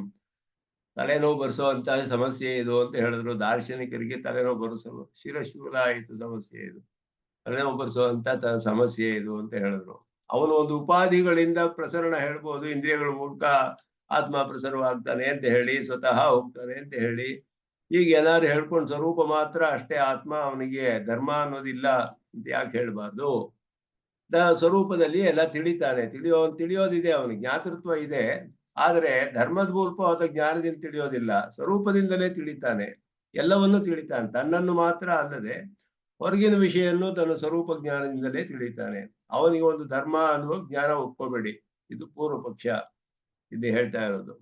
ಆದ್ದರಿಂದ ಅದಕ್ಕೆ ಹೇಳ್ತಾರೆ, ಪರಿಹಾರಂ ಸೂಚೇತಿ ಆಚಾರ್ಯ ಸಿಂಹ, ಕವಿತಾರ್ಕಿಕ ಸಿಂಹ ಅಂತ ದೇಶಿಕರಿಗೆ ತುರಗವದನ ತೇಜೋ ಬೃಂಹಿತ ಧೈರ್ಯ ಅಂತ ಹೇಳಿದ್ರು. ಈ ಹಯಗ್ರೀವರ ಒಂದು ತೇಜಸ್ಸಿನಿಂದ ಬಹಳ ಧೀರರಾಗಿದ್ದಂತಹ ಸ್ವಾಮಿ ದೇಶಿಕರು ಇದಕ್ಕೆ ಸಮಾಧಾನ ಹೇಳ್ತಾರೆ. ಇದು ದಾರ್ಶನಿಕರಿಗೆ ಬಹಳ ಕಷ್ಟವಾದ ವಿಷಯ. ನಮ್ಮ ಸಿದ್ಧಾಂತದಲ್ಲಿ ಧರ್ಮಭೂತ ಜ್ಞಾನ ಪ್ರಧಾನವಾದದ್ದು. ಅದರಿಂದ ಎಲ್ಲಾ ದರ್ಶನದಲ್ಲಿಯೂ ಕಷ್ಟಪಟ್ಟಿದ್ದಾರೆ. ಈ ವಿಷಯವನ್ನ ಅವರು ನಿರೂಪಣೆ ಮಾಡೋದಕ್ಕೆ ಎಲ್ಲರೂ ಕಷ್ಟಪಟ್ಟಿದ್ದಾರೆ. ನಮ್ಮ ಸಿದ್ಧಾಂತದಲ್ಲಿ ಸುಲಭವಾಗಿ ನಿರೂಪಣೆ ಮಾಡಿದ್ದಾರೆ. ಇದನ್ನ ಸಮಾಧತ್ತೆ ಧೀಹಿ ಇತ್ಯಾದಿ. ಯಸ್ಯ ಸಿದ್ಧಾಂತಿನಃ ತವ ಧೀಹಿ ಧರ್ಮಭೂತ ಜ್ಞಾನಂ ನಿತ್ಯ ಪರಿಣಾಮಿತ್ವೇಪಿ ಸ್ವರೂಪತಃ ನಾಶರಹಿತ ತ್ರಿಗುಣ ದ್ರವ್ಯವತ್. ಇದು ಪೂರ್ವ ಪಕ್ಷಿ ಹೇಳ್ತಾ ಇದ್ದಾರೆ, ನಿಮಗೆ ಧರ್ಮಭೂತ ಜ್ಞಾನ ಅನ್ನೋದು ನಿತ್ಯವಾಗಿದೆ. ಧರ್ಮಭೂತ ಜ್ಞಾನಂ ಧೀಹಿ ಅಂದ್ರೆ ಧರ್ಮಭೂತ ಜ್ಞಾನಂ ನಿತ್ಯ, ನಿತ್ಯವಾಗಿದೆ. ಪರಿಣಾಮ ಹೊಂದಿದ್ರು ಕೂಡ ಪರಿಣಾಮಶಾಲಿಯಾಗಿದ್ರು ನಿತ್ಯವಾಗಿದೆ. ಅದು ಹೆಚ್ಚು ಕಡಿಮೆ ಆಗುತ್ತೆ, ಸಂಕೋಚ ವಿಕಾಸ ಉಂಟಾಗುತ್ತೆ ಧರ್ಮಭೂತ ಜ್ಞಾನಕ್ಕೆ. ನಮಗೆ ಒಂದು ಹೊಸ ವಿಷಯ ತಿಳಿದ್ರೆ ನಮ್ಮ ಧರ್ಮಭೂತ ಜ್ಞಾನ ವಿಕಸಿತವಾಗಿದೆ ಅಂತ ಅರ್ಥ. ತಿಳಿದಿರೋ ವಿಷಯಗಳು ಮರ್ತು ಹೋದ್ರೆ, ಯಾವತ್ತೋ ಕೇಳಿರ್ತೀವಿ, ನೋಡಿರ್ತೀವಿ, ಅದು ಮರ್ತು ಹೋಗುತ್ತೆ. ಮರ್ತು ಹೋದ್ರೆ ಏನರ್ಥ ಅಂದ್ರೆ ಜ್ಞಾನ ಹೋಯ್ತಲ್ಲ ಆ ವಿಷಯದಲ್ಲಿ. ನಮ್ಮ ಧರ್ಮಭೂತ ಜ್ಞಾನ ಕಡಿಮೆ ಆಗಿದೆ ಅಂತ ಅರ್ಥ, ಸಂಕುಚಿತವಾಗಿದೆ. ಹೊಸ ವಿಷಯಗಳು ತಿಳಿದ್ರೆ ವಿಕಾಸವಾಗುತ್ತೆ. ಹೀಗೆ ಸಂಕೋಚ ವಿಕಾಸ ಇದ್ರೂ ನಿತ್ಯವಾಗಿದೆ, ಪೂರ್ಣವಾಗಿ ನಾಶವಾಗುವುದಿಲ್ಲ ಧರ್ಮಭೂತ ಜ್ಞಾನ ಅನ್ನೋದು. ಅದು ನಾವು ಹೇಳ್ತೀವಿ ಹೇಗೆ ಅಂದ್ರೆ ತ್ರಿಗುಣ ದ್ರವ್ಯವತ್ ಅಂದ್ರು. ಅಚೇತನವೂ ಹಾಗೆಯೇ. ಪ್ರಕೃತಿ ಅನ್ನೋದು ತ್ರಿಗುಣ. ಪ್ರಕೃತಿ ಅನ್ನೋದು ಒಂದು ಅವಸ್ಥೆಯಲ್ಲಿ ನಿತ್ಯವಾಗಿದೆ, ನಾಶವಿಲ್ಲ, ಸ್ವರೂಪ ನಾಶವಿಲ್ಲ. ಸ್ವರೂಪದಲ್ಲಿ ಪರಿಣಾಮವಿದೆ, ಸ್ವರೂಪದಲ್ಲಿಯೇ ಪರಿಣಾಮ, ಸ್ವರೂಪ ನಾಶವಿಲ್ಲ. ಈ ರೀತಿಯಲ್ಲಿಯೇ ಆತ್ಮನನ್ನು ಒಪ್ಕೊಳ್ಳಿ ಅಂತ ಪೂರ್ವ ಪಕ್ಷಿ ಹೇಳ್ತಾನೆ. ನಾವು ಹಾಗೆ ಒಪ್ಕೊಂಡಿಲ್ಲ. ನಾವು ಧರ್ಮಭೂತ ಜ್ಞಾನ ಅಂತ ಹೇಳಿ ಅದು ನಿತ್ಯವಾಗಿದೆ, ಪರಿಣಾಮ ಹೊಂದುತ್ತೆ ಈಗ ಹೇಳ್ತಿರಲ್ಲ ನೀವು. ಅದಕ್ಕೆ ಬದಲು ಶೈವ ತಾದೃಶಂ ನಿತ್ಯಂ ಧರ್ಮಭೂತತ್ವೇನ ಅಭಿಮತಂ ಜ್ಞಾನಮೇವ ಇಂದ್ರಿಯಾದಿಭಿಃ ದ್ವಾರಭೂತೈಃ ಅರ್ಥೇಷು ಬಾಹ್ಯಾಂತರ ಸಕಲವಿಧ ಪದಾರ್ಥೇಷು ಪ್ರಸರತಿ ಉತ್ತರಣಶೀಲೋ ಇತಿ ಭವತಿ ತದಾ ಏನ ಉಕ್ತಕ್ರಮೇಣ ನಿತ್ಯತ್ವಂ ವಿಷಯ ಸಂಬಂಧಶ್ಚ ಇತಿ ಅರ್ಥದ್ವಯಸ್ಯಾಪಿ ಏಕೇನೈವ ನಿರ್ವಾಹಾತ್. ಅಜಾಗಲಸ್ತನೈವ ಸ್ತನಸ್ತು ವತ್ಸಾನಾಂ ಕ್ಷೀರಪಾನ ಉಪಯೋಗಿ ಅವಯವ ವಿಶೇಷಃ ಕ್ಷೀರಪಾನೋಪಯೋಗಿ ಅವಯವ ವಿಶೇಷಃ ಅಜಾನಾಂ ಗಲೇಶು ಲಂಬಮಾನಃ ಸ್ತನ ಸದೃಶಃ ಅವಯವಃ ತು ನಿರರ್ಥಕಃ ಇತಿ ದೃಷ್ಟಾಂತೀಕೃತಃ. ತದ್ವತ್ ವಿಫಲಃ ಆತ್ಮ ತವ ಮತೆ ಕಿಮರ್ಥಂ ಸ್ವೀಕ್ರಿಯತೆ. ಅವ್ರು ಹೇಳ್ತಾರೆ, ನಿತ್ಯವಾದ ಧರ್ಮಭೂತ ಜ್ಞಾನ ಒಪ್ಕೊಂಡಿದ್ದೀರ. ಧರ್ಮಭೂತ ಜ್ಞಾನಕ್ಕೆ ಪರಿಣಾಮವಿದೆ, ಸಂಕೋಚ ವಿಕಾಸ ಉಂಟಾಗುತ್ತೆ. ಈ ಧರ್ಮಭೂತ ಜ್ಞಾನ ಇಂದ್ರಿಯಗಳೊಡನೆ ಸಂಬಂಧ ಹೊಂದಿ, ಪದಾರ್ಥಗಳೊಡನೆ ಸಂಬಂಧ ಹೊಂದಿ ವಿಷಯಗಳನ್ನ ತಿಳಿಸುತ್ತೆ ಆತ್ಮನಿಗೆ. ಆ ಧರ್ಮಭೂತ ಜ್ಞಾನ ತಾನೇ ಯಾಕೆ ತಿಳಿಬಾರ್ದು? ಆತ್ಮ ಅಂತ ಯಾಕೆ ಒಪ್ಕೊಳ್ಬೇಕು? ಅದಕ್ಕೆ ಅದು ಹೋಗಿ ಮತ್ತೆ ಇನ್ನೊಂದು ಜ್ಞಾನಕ್ಕೆ ಯಾಕೆ ತಿಳಿಸ್ಬೇಕು? ಇದು ಜ್ಞಾನ ತಾನೇ, ಧರ್ಮಭೂತ ಜ್ಞಾನ ಅಂತ ಹೇಳ್ತೀರಲ್ಲ, ಇದು ಜ್ಞಾನವೇ. ಇದೇ ಸ್ವತಃ ತಿಳ್ಕೊಳ್ಬೋದಲ್ಲ. ಅದಕ್ಕಿಂತ ಹೆಚ್ಚಾದ ಇನ್ನೊಂದು ಆಶ್ರಯವಾದ ಒಂದು ಜ್ಞಾನ ಯಾಕೆ ಒಪ್ಕೊಳ್ಬೇಕು? ಇದು ನಿತ್ಯವೇ ನಿಮ್ಗೆ, ಅದು ನಿತ್ಯವೇ. ನಿತ್ಯವಾದ ಆತ್ಮ ಸಿದ್ಧಿಸ್ತಾನೆ ಹೆಂಗಿದ್ರು. ಆತ್ಮನಿಗೆ ವಿಷಯಗಳು ತಿಳಿಯುತ್ತೆ. ಇದು ಒಂದಿಟ್ಕೊಂಡೇ ಯಾಕೆ ಸಾಧಿಸಬಾರ್ದು? ಎರಡನೆಯದು ವ್ಯರ್ಥ. ಹೇಗೆ ಅಂದ್ರೆ ಅಜಾಗಲಸ್ಥನದಂತೆ, ಅಜಾಗಲಸ್ಥ ಸ್ತನ, ಆಡಿನ ಕತ್ತಿನಲ್ಲಿರುವಂತಹ ನೇತಾಡ್ತಿರುವಂತಹ ಒಂದು ಅವಯವ ವಿಶೇಷ, ಅದೇನಕ್ಕೂ ಪ್ರಯೋಜನವಿಲ್ಲದ್ದು. ಅದು ಸ್ತನದಂತೆ ಕಂಡು ಬರ್ತೀಯ ಹೊರತು ವತ್ಸಾನಾಂ ಕ್ಷೀರಪಾನೋಪಯೋಗಿ ಆಗೋದಿಲ್ಲ, ಅದು ವ್ಯರ್ಥ. ಆದ್ರಿಂದ ಈ ರೀತಿ ಆಗತ್ತೆ ನೀವು ಒಪ್ಕೊಂಡ್ರೆ ಅಂತ ಹೇಳಿದ್ರು. ಧರ್ಮಭೂತ ಜ್ಞಾನ ಪದವಾಚ್ಯಂ ಯತ್ವಸ್ತು ಅಂಗೀಕ್ರಿಯತೆ. ಇಲ್ಲಿ ನಮ್ಮ ಇದನ್ನ ತಿಳಿಸ್ತಾರೆ. ತತ್ತು ನಿತ್ಯಂ ದ್ರವ್ಯಂ ಪರಿಣಾಮಶೀಲಂ ಚೇತಿ ಸಮ್ಮತಂ. ಇದು ಇದರ ಸ್ವರೂಪ. ಧರ್ಮಭೂತ ಜ್ಞಾನದ ಸ್ವರೂಪ 3 ಶಬ್ದಗಳಲ್ಲಿ ಹೇಳ್ತಾರೆ ಇಲ್ಲಿ. ಅದು ನಿತ್ಯ, ಅದು ದ್ರವ್ಯ, ಪರಿಣಾಮಶೀಲ. ಅದು ದ್ರವ್ಯವೇ, ಅದು ಅದ್ರವ್ಯವಲ್ಲ. ಧರ್ಮ ಅಂತ ಹೇಳಿದ್ರು ಕೂಡ ಅದ್ರವ್ಯವಲ್ಲ. ಈಗ ಗುಣ ಅನ್ನೋದು ಧರ್ಮ ವಿಶೇಷಣ, ಇಲ್ಲ ವಿಶೇಷಣಗಳು ಅಂತಾನೆ ಹೇಳಲ್ಪಡುತ್ತೆ. ಆ ಜಾತಿ ಅನ್ನೋದು ಹಾಗೆಯೇ. ಆದರೆ ಈ ಧರ್ಮಭೂತ ಜ್ಞಾನ ಅನ್ನೋದು ದ್ರವ್ಯ. 6 ಷಡ್ ದ್ರವ್ಯಗಳಲ್ಲಿ ಧರ್ಮಭೂತ ಜ್ಞಾನವನ್ನು ಹೇಳ್ತಾರೆ ಇಲ್ಲಿ. ಪರಾಕ್ ಅಜಡ ದ್ರವ್ಯ ಅಂತ ಹೇಳ್ಬಿಟ್ಟು, ಪರಾಕಾದ ಅಜಡ ದ್ರವ್ಯ. ಪ್ರತ್ಯಕ್ ಅಜಡ ದ್ರವ್ಯ ಈಶ್ವರ ಮತ್ತೆ ಜೀವಾತ್ಮ. ಪರಾಕಾದ ಅಜಡ ದ್ರವ್ಯಗಳು 2, ಧರ್ಮಭೂತ ಜ್ಞಾನ ಒಂದು, ನಿತ್ಯ ವಿಭೂತಿ ಒಂದು. ಜಡ ದ್ರವ್ಯಗಳು 2, ಪ್ರಕೃತಿ ಮತ್ತೆ ಕಾಲ. 2 ಜಡ ದ್ರವ್ಯ, 2 ಪ್ರತ್ಯಕ್ಕಾದ ಅಜಡ ದ್ರವ್ಯಗಳು, 2 ಪರಾಕಾದ ಅಜಡ ದ್ರವ್ಯಗಳು. 6 ದ್ರವ್ಯಗಳನ್ನ ಸಿದ್ಧಾಂತದಲ್ಲಿ ಆರಂಭದಲ್ಲೇ ದ್ರವ್ಯ ಪ್ರಭೇದಾತ್ ಮಿತಂ ಭಯವಿದಂ ಅಂತ ಶ್ಲೋಕದಲ್ಲಿ ಹೇಳ್ತಾರೆ. ಆರಂಭದಲ್ಲಿಯೇ ದ್ರವ್ಯ ವಿಭಾಗ ಹೇಗೆ, ದ್ರವ್ಯಗಳಲ್ಲಿ ಹೇಗೆ ಅಂತ ಹೇಳಿ, ಪ್ರಾಚ್ಯಮ ಅವ್ಯಕ್ತ ಕಾಲವು ಅಂತ ಹೇಳಿ ಮೊದಲನೆಯದು ದ್ರವ್ಯ ಅವ್ಯಕ್ತ ಕಾಲ. ಎರಡನೇದಲ್ಲಿ ಪ್ರತ್ಯೇಕ ಪರಾಕ್ ಅಂತಿದೆ, ಅದರಲ್ಲಿ ಪ್ರತ್ಯೇಕಲ್ಲಿ ಜೀವೇಶ ಇಬ್ರು, ಮತ್ತೆ ಪರಾಕ್ನಲ್ಲಿ ನಿತ್ಯ ಭೂತಿಶ್ಚೇತಿ ಅಂತ ಹೇಳಿ ಧರ್ಮಭೂತ ಜ್ಞಾನ, ಮತ್ತೆ ಮತಿಶ್ಚೇತಿ ನಿತ್ಯಾಭೂತಿ ಮತಿ ನಿತ್ಯಾಭೂತಿಶ್ಚೇತಿ ಅಂತ ಧರ್ಮಭೂತ ಜ್ಞಾನ ನಿತ್ಯವಿಭೂತಿ ಅಂತ ಶ್ಲೋಕದಲ್ಲಿ ನಿರೂಪಣೆ ಮಾಡಿದ ಆರಂಭದಲ್ಲೇ. ಆದ್ದರಿಂದ ಇದು ದ್ರವ್ಯ, ನಿತ್ಯವಾದದ್ದು, ನಾಶವಿಲ್ಲ, ಆದರೆ ಪರಿಣಾಮಶೀಲಂ, ಸಂಕೋಚ ವಿಕಾಸವನ್ನು ಹೊಂದುತ್ತೆ, ಪರಿಣಾಮವಿದೆ ಅದಕ್ಕೆ. ಇದು ನಮಗೆ ಸಿದ್ಧಾಂತದಲ್ಲಿ ಸಮ್ಮತ. ಧರ್ಮಭೂತ ಜ್ಞಾನದ ಸ್ವರೂಪ 3 ಶಬ್ದಗಳಲ್ಲಿ ತಿಳಿಸ್ತಾರೆ. ಸಾಂಖ್ಯರು ಏನ್ ಹೇಳ್ತಾರೆ?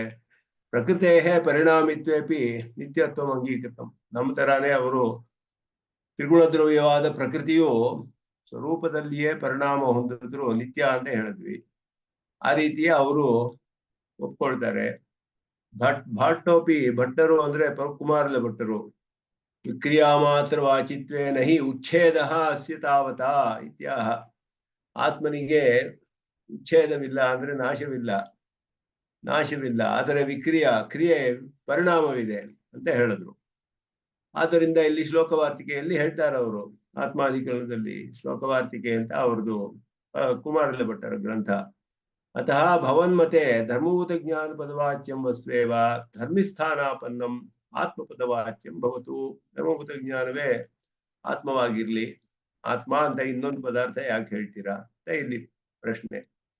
ಏವಮೇವ ಸರ್ವನಿರ್ವಾಹೇ ಸರ್ವಸ್ಯಾಪಿ ಜ್ಞಾನತ್ವಂ ಧರ್ಮಸ್ಯಾಪಿ ಜ್ಞಾನತ್ವಂ ಇತಿ ಜ್ಞಾನಸ್ವರೂಪಂ ಸ್ವರೂಪಸ್ಯಾಪಿ ಜ್ಞಾನತ್ವಂ ಧರ್ಮಸ್ಯಾಪಿ ಜ್ಞಾನತ್ವಂ ಜ್ಞಾನಸ್ವರೂಪಂ ವಸ್ತುದ್ವಯಂ ಕಿಮರ್ಥಂ ಅಂಗೀಕಾರ್ಯಂ ಇತಿ ಆಕ್ಷೇಪ ಆಶಯ. ಸ್ಪಷ್ಟವಾಗಿ ಹೇಳ್ತಾರೆ. ಒಂದು ಒಪ್ಕೊಂಡ್ರೆ ಸಾಕು, ಅದುವೇ ಸ್ವರೂಪ, ಅದುವೇ ಧರ್ಮ, ಒಂದೇ ಜ್ಞಾನವಿದೆ ಅಂತ ಹೇಳಿ ಅದರಿಂದಲೇ ಎಲ್ಲ ತಿಳಿತಾನೆ, ಅದಕ್ಕೆ ಪರಿಣಾಮವಾಗುತ್ತೆ, ಅದು ನಿತ್ಯವಾಗಿಯೂ ಇದೆ. ಈಗ ಯಾಕೆ ಹೇಳಬಾರ್ದು ಅಂತ ಪ್ರಶ್ನೆ. ಅದನ್ನ ಇಲ್ಲಿ ಹೇಳಿದ್ರು.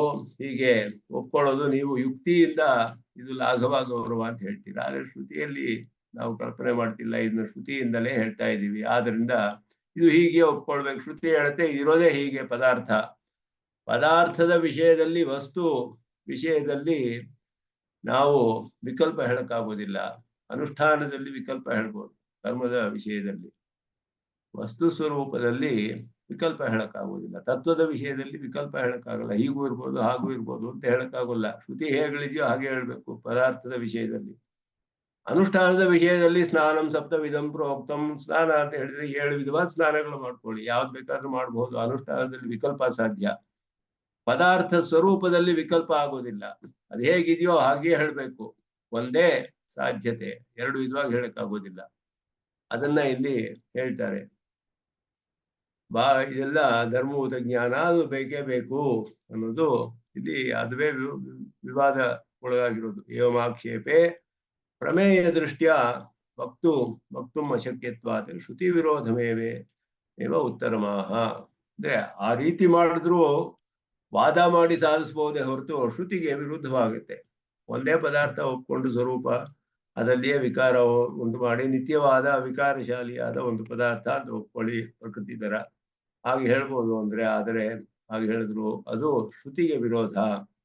ಕಲ್ಪ್ಯಂ ಚೇತ್ ಅಂತ ಹೇಳ್ತಾರೆ. ಆತ್ಮತತ್ವಂ ಆತ್ಮಾಖ್ಯಂ ತತ್ವಂ ಕಲ್ಪ್ಯಂ ಚೇತ್ ಯುಕ್ತೈವ ಸಮರ್ಥನೀಯಂ ಯದಿ ತದಾ ಏವ ಕಲ್ಪನಾಯಾಂ ಯುಕ್ತ್ಯಾ ಲಾಘವಂ ಕಥಯಿತು ಉಚಿತಂ. ಕಲ್ಪನೆ ಮಾಡಿಕೊಂಡೇ ಇದನ್ನು ಸಾಧಿಸ್ಬೇಕು ಅಂತ ಇದ್ರೆ ಆವಾಗ ಲಾಘವವಾದ ಮಾರ್ಗವನ್ನು ಕಲ್ಪನೆ ಮಾಡ್ಬೋದು. ಆದರೆ ಇದು ಕಲ್ಪನೆಯಿಂದ ಮಾಡೋ ವಿಷಯವಲ್ಲ. ಪ್ರಕೃತೆ ಸಾಧೀಹಿ ನಿತ್ಯಾಯಸ್ಯ ನಮ್ಮ ವೇದಾಂತಿನಃ ನಿಗಮಮಿತ ಶ್ರುತ್ಯೈವ ಪ್ರಮಿತ. ಶ್ರುತಿಯಿಂದಲೇ ಇದು ತಿಳಿದು ಬರುತ್ತೆ ನಮಗೆ. ತದ್ವಾನಪಿ, ಅದನ್ನು ಹೊಂದಿರುವ ಜೀವಾತ್ಮನು ಕೂಡ, ಅದಕ್ಕೆ ಆಶ್ರಯನಾದ ಜೀವಾತ್ಮ, ತಾದೃಶ ನಿತ್ಯ ಜ್ಞಾನಾಶ್ರಯ ಆತ್ಮಾಪಿ ಅತಿರಿಕ್ತ ನಿತ್ಯಶ್ಚ ನಿಗಮಮಿತ ಶ್ರುತ್ಯೈವ ಸಿದ್ಧ. ಅಸ್ಯ ಮಮ ಗೌರವಂ ಕಲ್ಪನಾ ಗೌರವಂ ಭಾರ ರೂಪಂ ನ ಭವತಿ. ಇಲ್ಲಿ ಕಲ್ಪನೆಯೇ ಮಾಡ್ತಿಲ್ಲ ನಾವು, ಅದರಿಂದ ನಮ್ಗೆ ಗೌರವ ಲಾಘವ ಅನ್ನೋದು ಪ್ರಶ್ನೆ ಬರೋದಿಲ್ಲ ಅಂತ ಹೇಳ್ತಾ ಇದ್ದಾರೆ. ಅಂದ ಯುಕ್ತ್ಯಾ ಕಲ್ಪನಾಯಾಂ ಬುದ್ಧೇಃ ಲಾಘವ ಪಕ್ಷಪಾತಿತ್ವಾತ್ ತಥಾ ಅಂಗೀಕರಣೀಯಂ ಇತಿ ನ ಅಸ್ಮಾಕಂ ವೇದಾವಲಂಬಿನಾಂ ಗೌರವ ಪ್ರಸಕ್ತಿರಿತಿ ಇತಿ ಭಾವಃ. ಯತ್ರ ಪಕ್ಷಾಂತರ ಪ್ರಸಕ್ತಿ ತತ್ರೈವ ತಯೋರ್ಮಧ್ಯೆ ಕುತ್ರ ಲಾಘವಂ ಕುತ್ರ ವಾ ಗೌರವಂ ಇತಿ ಚಿಂತಾ ಕರ್ತುಂ ಶಕ್ಯತೆ. ಎಲ್ಲಿ ಕಲ್ಪನೆ ಮಾಡಿ ಸಾಧಿಸ್ಬೇಕಾದಾಗ 2 ಪಕ್ಷವನ್ನು ಕಲ್ಪನೆ ಮಾಡ್ಬೇಕಾಗುತ್ತೆ. ಆವಾಗ ಇದು ಲಾಘವವೋ ಇದು ಲಾಘವವೋ ಅಂತ ವಿಚಾರ ಮಾಡಿ ಯಾವುದು ಲಾಘವೋ ಅದನ್ನು ಕಲ್ಪನೆ ಮಾಡ್ಬೇಕು. ಆದರೆ ಇಲ್ಲಿ ಕಲ್ಪನೆ ಮಾಡೋಕ್ಕೆ ಅವಕಾಶವೇ ಇಲ್ಲ. ಶ್ರುತಿಯಿಂದಲೇ ಎರಡೂ ತಿಳಿದು ಬರ್ತಾ ಇದೆ ನಮ್ಗೆ, ಯಾವುದನ್ನು ಕಲ್ಪನೆ ಮಾಡಿಲ್ಲ ನಾವು ಅನ್ನೋದನ್ನ ಹೇಳ್ತಾ ಇದ್ದಾರೆ. ಶ್ರುತೌ ಯತ್ ಯಥೋಚ್ಯತೆ ಅತ್ ತಥೈವ ಅಂಗೀಕಾರ್ಯಂ ಇತಿ ಪಕ್ಷಾಂತರ ಪ್ರಸಕ್ತೆ ಅಭಾವಾತ್ ನ ಲಾಘವಗ ಬರುವ ವಿಚಾರ ಅವಕಾಶ. ಇನ್ನೊಂದು ಪಕ್ಷದ ಅವಕಾಶವೇ ಇಲ್ಲಿ, ಪ್ರಸಕ್ತಿಯೇ ಇಲ್ಲ. ಒಂದೇ ಪಕ್ಷ ಇರೋದು. ಆತ್ಮನನ್ನು ಹೇಳುತ್ತೆ ಶ್ರುತಿ, ಅವನಿಗೆ ಧರ್ಮಭೂತ ಜ್ಞಾನವನ್ನು ಹೇಳುತ್ತೆ. ಎರಡೂ ಹೇಳಿದೆ, ಎರಡೂ ನಿತ್ಯ ಅಂತ ಹೇಳಿದೆ. ಧರ್ಮಭೂತ ಜ್ಞಾನಕ್ಕೆ ಪರಿಣಾಮ ಹೇಳಿದೆ, ಆತ್ಮಸ್ವರೂಪಕ್ಕೆ ನಿತ್ಯ ಅಂತ ಹೇಳಿದೆ, ಅವನು ಅವಿಕಾರಿ ಅಂತ ಹೇಳಿದೆ.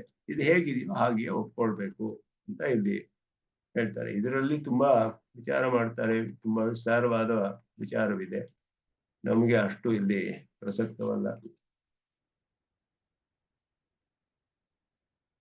ಅದಾದ್ಮೇಲೆ ಈಗ ಜ್ಞಾನ ಸ್ವರೂಪ, ಆತ್ಮನು ಜ್ಞಾನ ಸ್ವರೂಪನೂ ಹೌದು, ಜ್ಞಾನವನ್ನು ಧರ್ಮವಾಗಿ ಉಳ್ಳವನು ಹೌದು. ಎರಡೂ ಬೇಕು ಅನ್ನೋದನ್ನ ನಿರೂಪಣೆ ಮಾಡ್ತಾರೆ. ಬರೀ ಜ್ಞಾನ ಸ್ವರೂಪ ಅಲ್ಲ, ಜ್ಞಾನ ಸ್ವರೂಪ, ಜ್ಞಾನ ಗುಣಕ ಎರಡೂ ಅವನಿಗೆ ಹೇಳ್ಬೇಕು ಅನ್ನೋದು ಮುಂದಿನ ಶ್ಲೋಕದಲ್ಲಿ ಸ್ಥಾಪನೆ ಮಾಡ್ತಾರೆ. ಜ್ಞಾನತ್ವಂ ಭಕ್ತಿ ಪುಂಸಃ ಶ್ರುತಿರಿಹ ನ ಪುನರ್ಬುದ್ಧಿಮಾತ್ರಸ್ಯ ಪುಂಸ್ತ್ವಂ ಪ್ರತ್ಯಕ್ಷಾದೇಃ ಪ್ರಕೋಪಾದನುಗತಗಥನೆ ಜ್ಞಾನಮರ್ಥ ಪ್ರಕಾಶಃ ಸ್ವಸ್ಯೈವಾತ್ಮಾ ತು ಸಿದ್ಧಿಂ ಮತಿರನುಭವತಿ ಸ್ವಾನ್ಯಯೋಃ ಸಿದ್ಧಿಭಾವಂ ಜ್ಞಾತುರ್ಜಾಡ್ಯ ಪ್ರಸಂಗವ್ಯುದಸನ ವಿಷಯ ಜ್ಞಾನಮಾತ್ರೋಕ್ತಯೋಪಿ. ಜ್ಞಾನತ್ವಂ ಭಕ್ತಿ ಪುಂಸಃ ಶ್ರುತಿಃ ಇಹ ನ ಪುನಃ ಬುದ್ಧಿಮಾತ್ರಸ್ಯ ಪುಂಸ್ತ್ವಂ.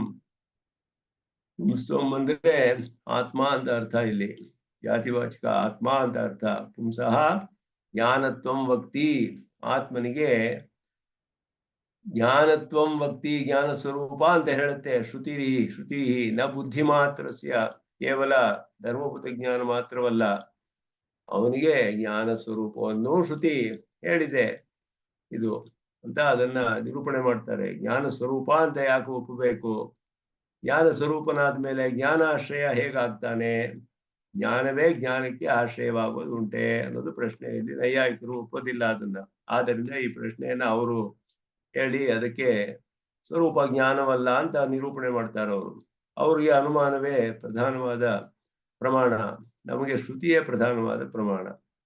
ಅದಕ್ಕೆ ಇಲ್ಲಿ ಉತ್ತರ ಹೇಳ್ತಾರೆ, ಶ್ರುತಿ ಇಹ ಪುಂಸಃ ಜ್ಞಾನತ್ವಂ ಭಕ್ತಿ. ನಾವು ಇದನ್ನ ಊಹೆ ಮಾಡಿ ಸಾಧಿಸ್ತಾ ಇಲ್ಲ, ಇದು ಶ್ರುತಿ ಹೇಳ್ತಾ ಇದೆ. ಏಷ ಹಿ ದ್ರಷ್ಟ ಜ್ಞಾನಾತ್ಮ ಪುರುಷಃ.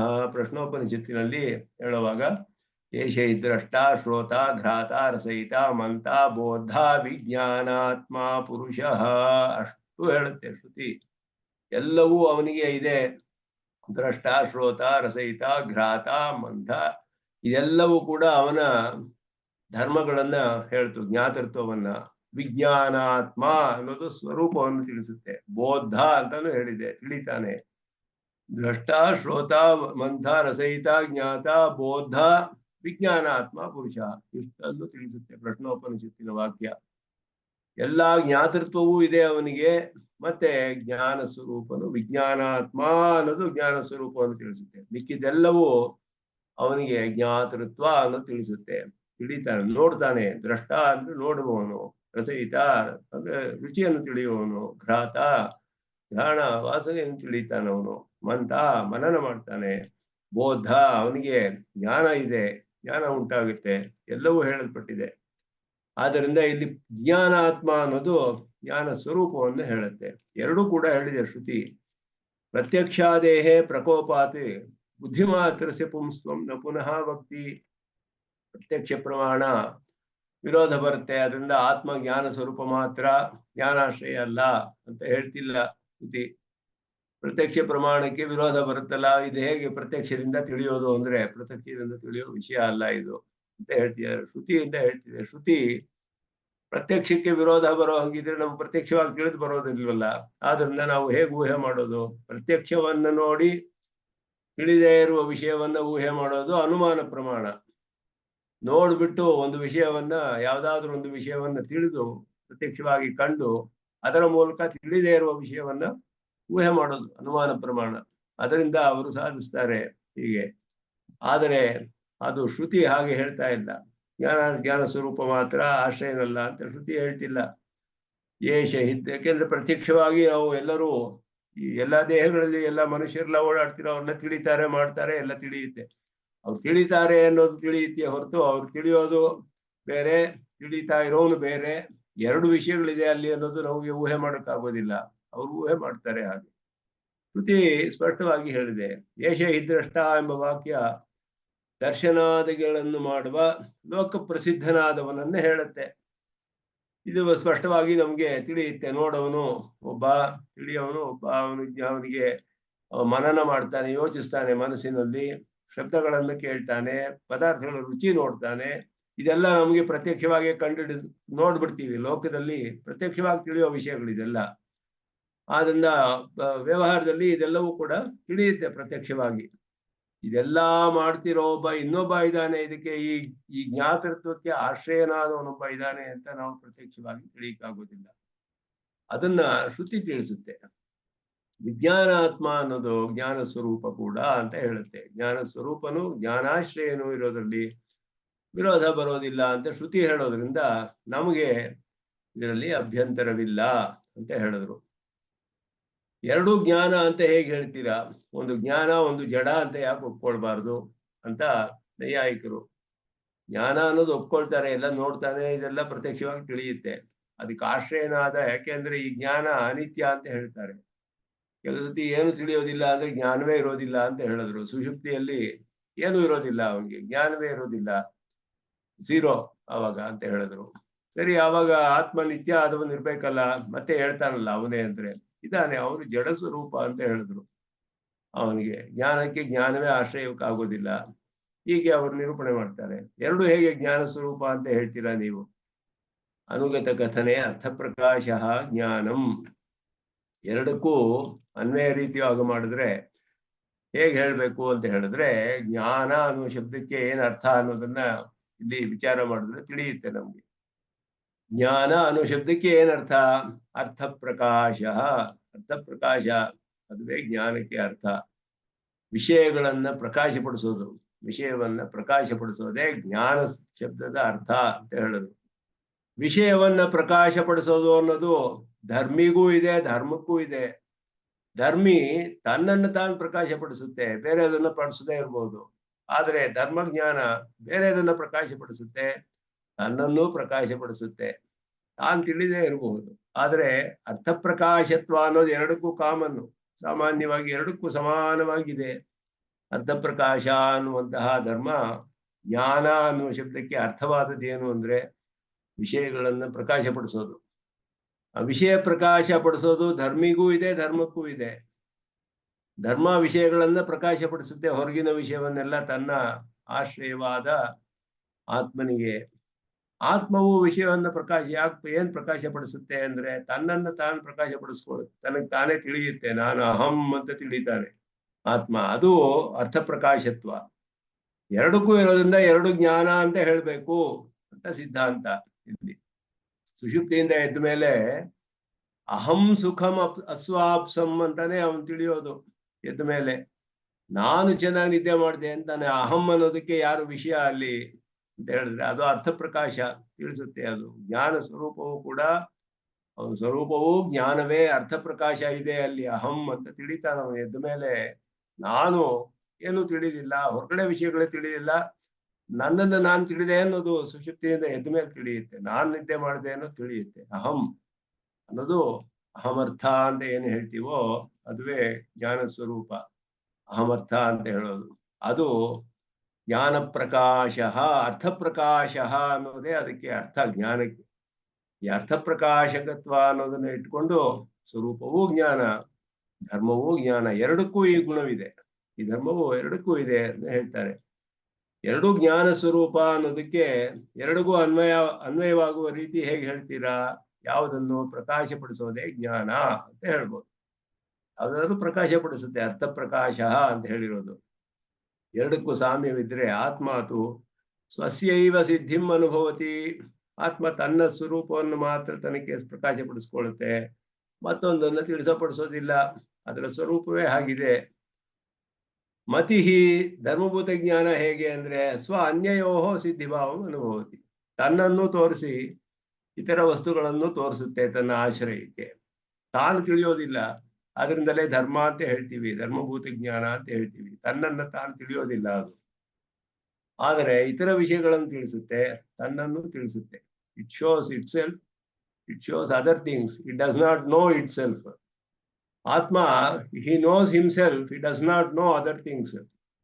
ಆದ್ದರಿಂದ ತನ್ನನ್ನು ತಾನು ತಿಳಿತಾನೆ. ಬೇರೆ ವಿಷಯಗಳನ್ನು ತಿಳಿಬೇಕಾದ್ರೆ ಧರ್ಮಭೂತ ಜ್ಞಾನದ ಅವಶ್ಯಕತೆ ಇದೆ ಅವನಿಗೆ.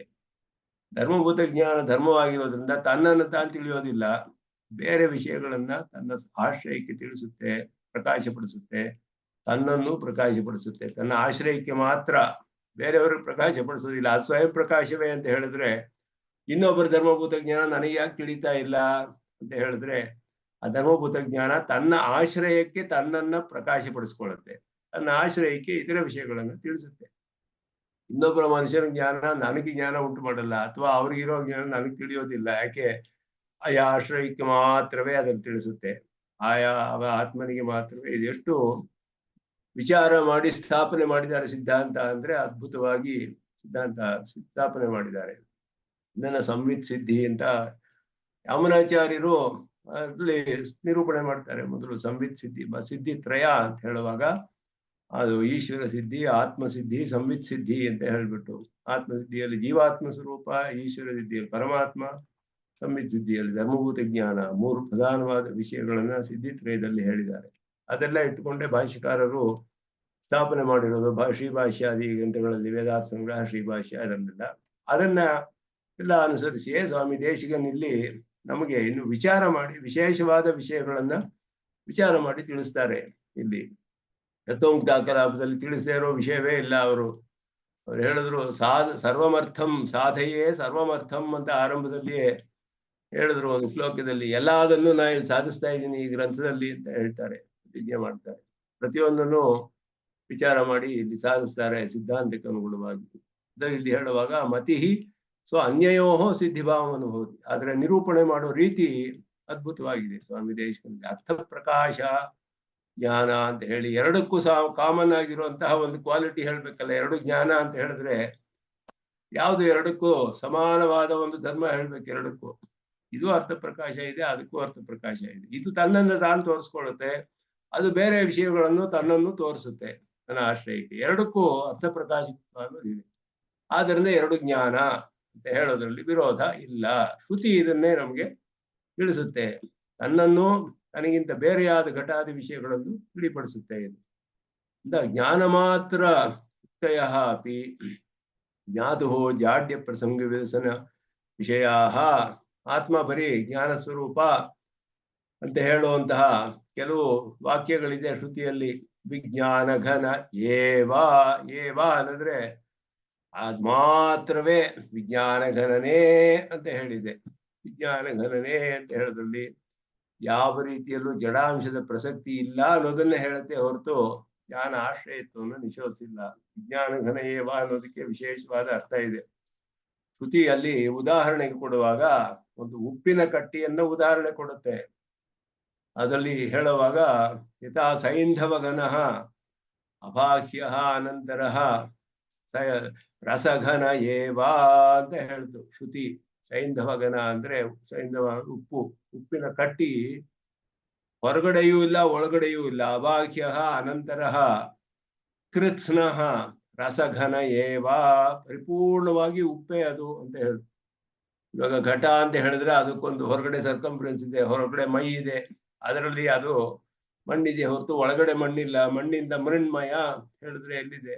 ಒಳಗಡೆನೂ ಖಾಲಿ ಜಾಗ ಇದೆ, ಹೊರಗಡೆನೂ ಇದೆ. ಪೂರ್ತಿ ಅದು ಮಣ್ಣು ಅಂತ ಹೇಳಕ್ಕಾಗೋದಿಲ್ಲ.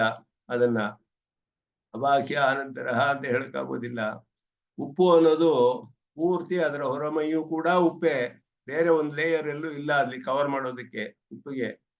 ಅದು ಪೂರ್ತಿ ಉಪ್ಪೇನೆ. ಅದು ಹೊರಗಡೆ ಅಂತ ಹೇಳಕ್ಕಾಗಲ್ಲ, ಒಳಗಡೆ ಅಂತ ಹೇಳಕ್ಕಾಗಲ್ಲ, ಸಂಪೂರ್ಣವಾಗಿ ಉಪ್ಪಿನ ಅಂಶವೇ. ಆದರೆ ಆ ಉಪ್ಪಿಗೆ ರೂಪವಿದೆ, ರುಚಿ ಇದೆ, ಹೆಸರಿದೆ, ಎಲ್ಲ ಇದೆಯಲ್ಲ, ಅದಕ್ಕೆ ತೂಕವಿದೆ, ಎಲ್ಲ ಇದೆ ಉಪ್ಪಿಗೆ. ಯಾವ ವಿಶೇಷವೂ ಇಲ್ಲ ಅಂತ ಹೇಳಲಿಲ್ಲ ಶ್ರುತಿ. ರಸಘನ ಏ ಬಾ ಅಂತ ಹೇಳಿದ್ರೆ ಅವ್ನು ಬರೀ ಉಪ್ಪೇ ಅಂತ ಹೇಳ್ಬಿಟ್ರೆ ಅದು ಬಿಟ್ರೆ ಬೇರೆ ಏನು ಇಲ್ವೇ ಇಲ್ಲ ಅದಕ್ಕೆ ಧರ್ಮಗಳು ಅಂತ ಅರ್ಥವಲ್ಲ.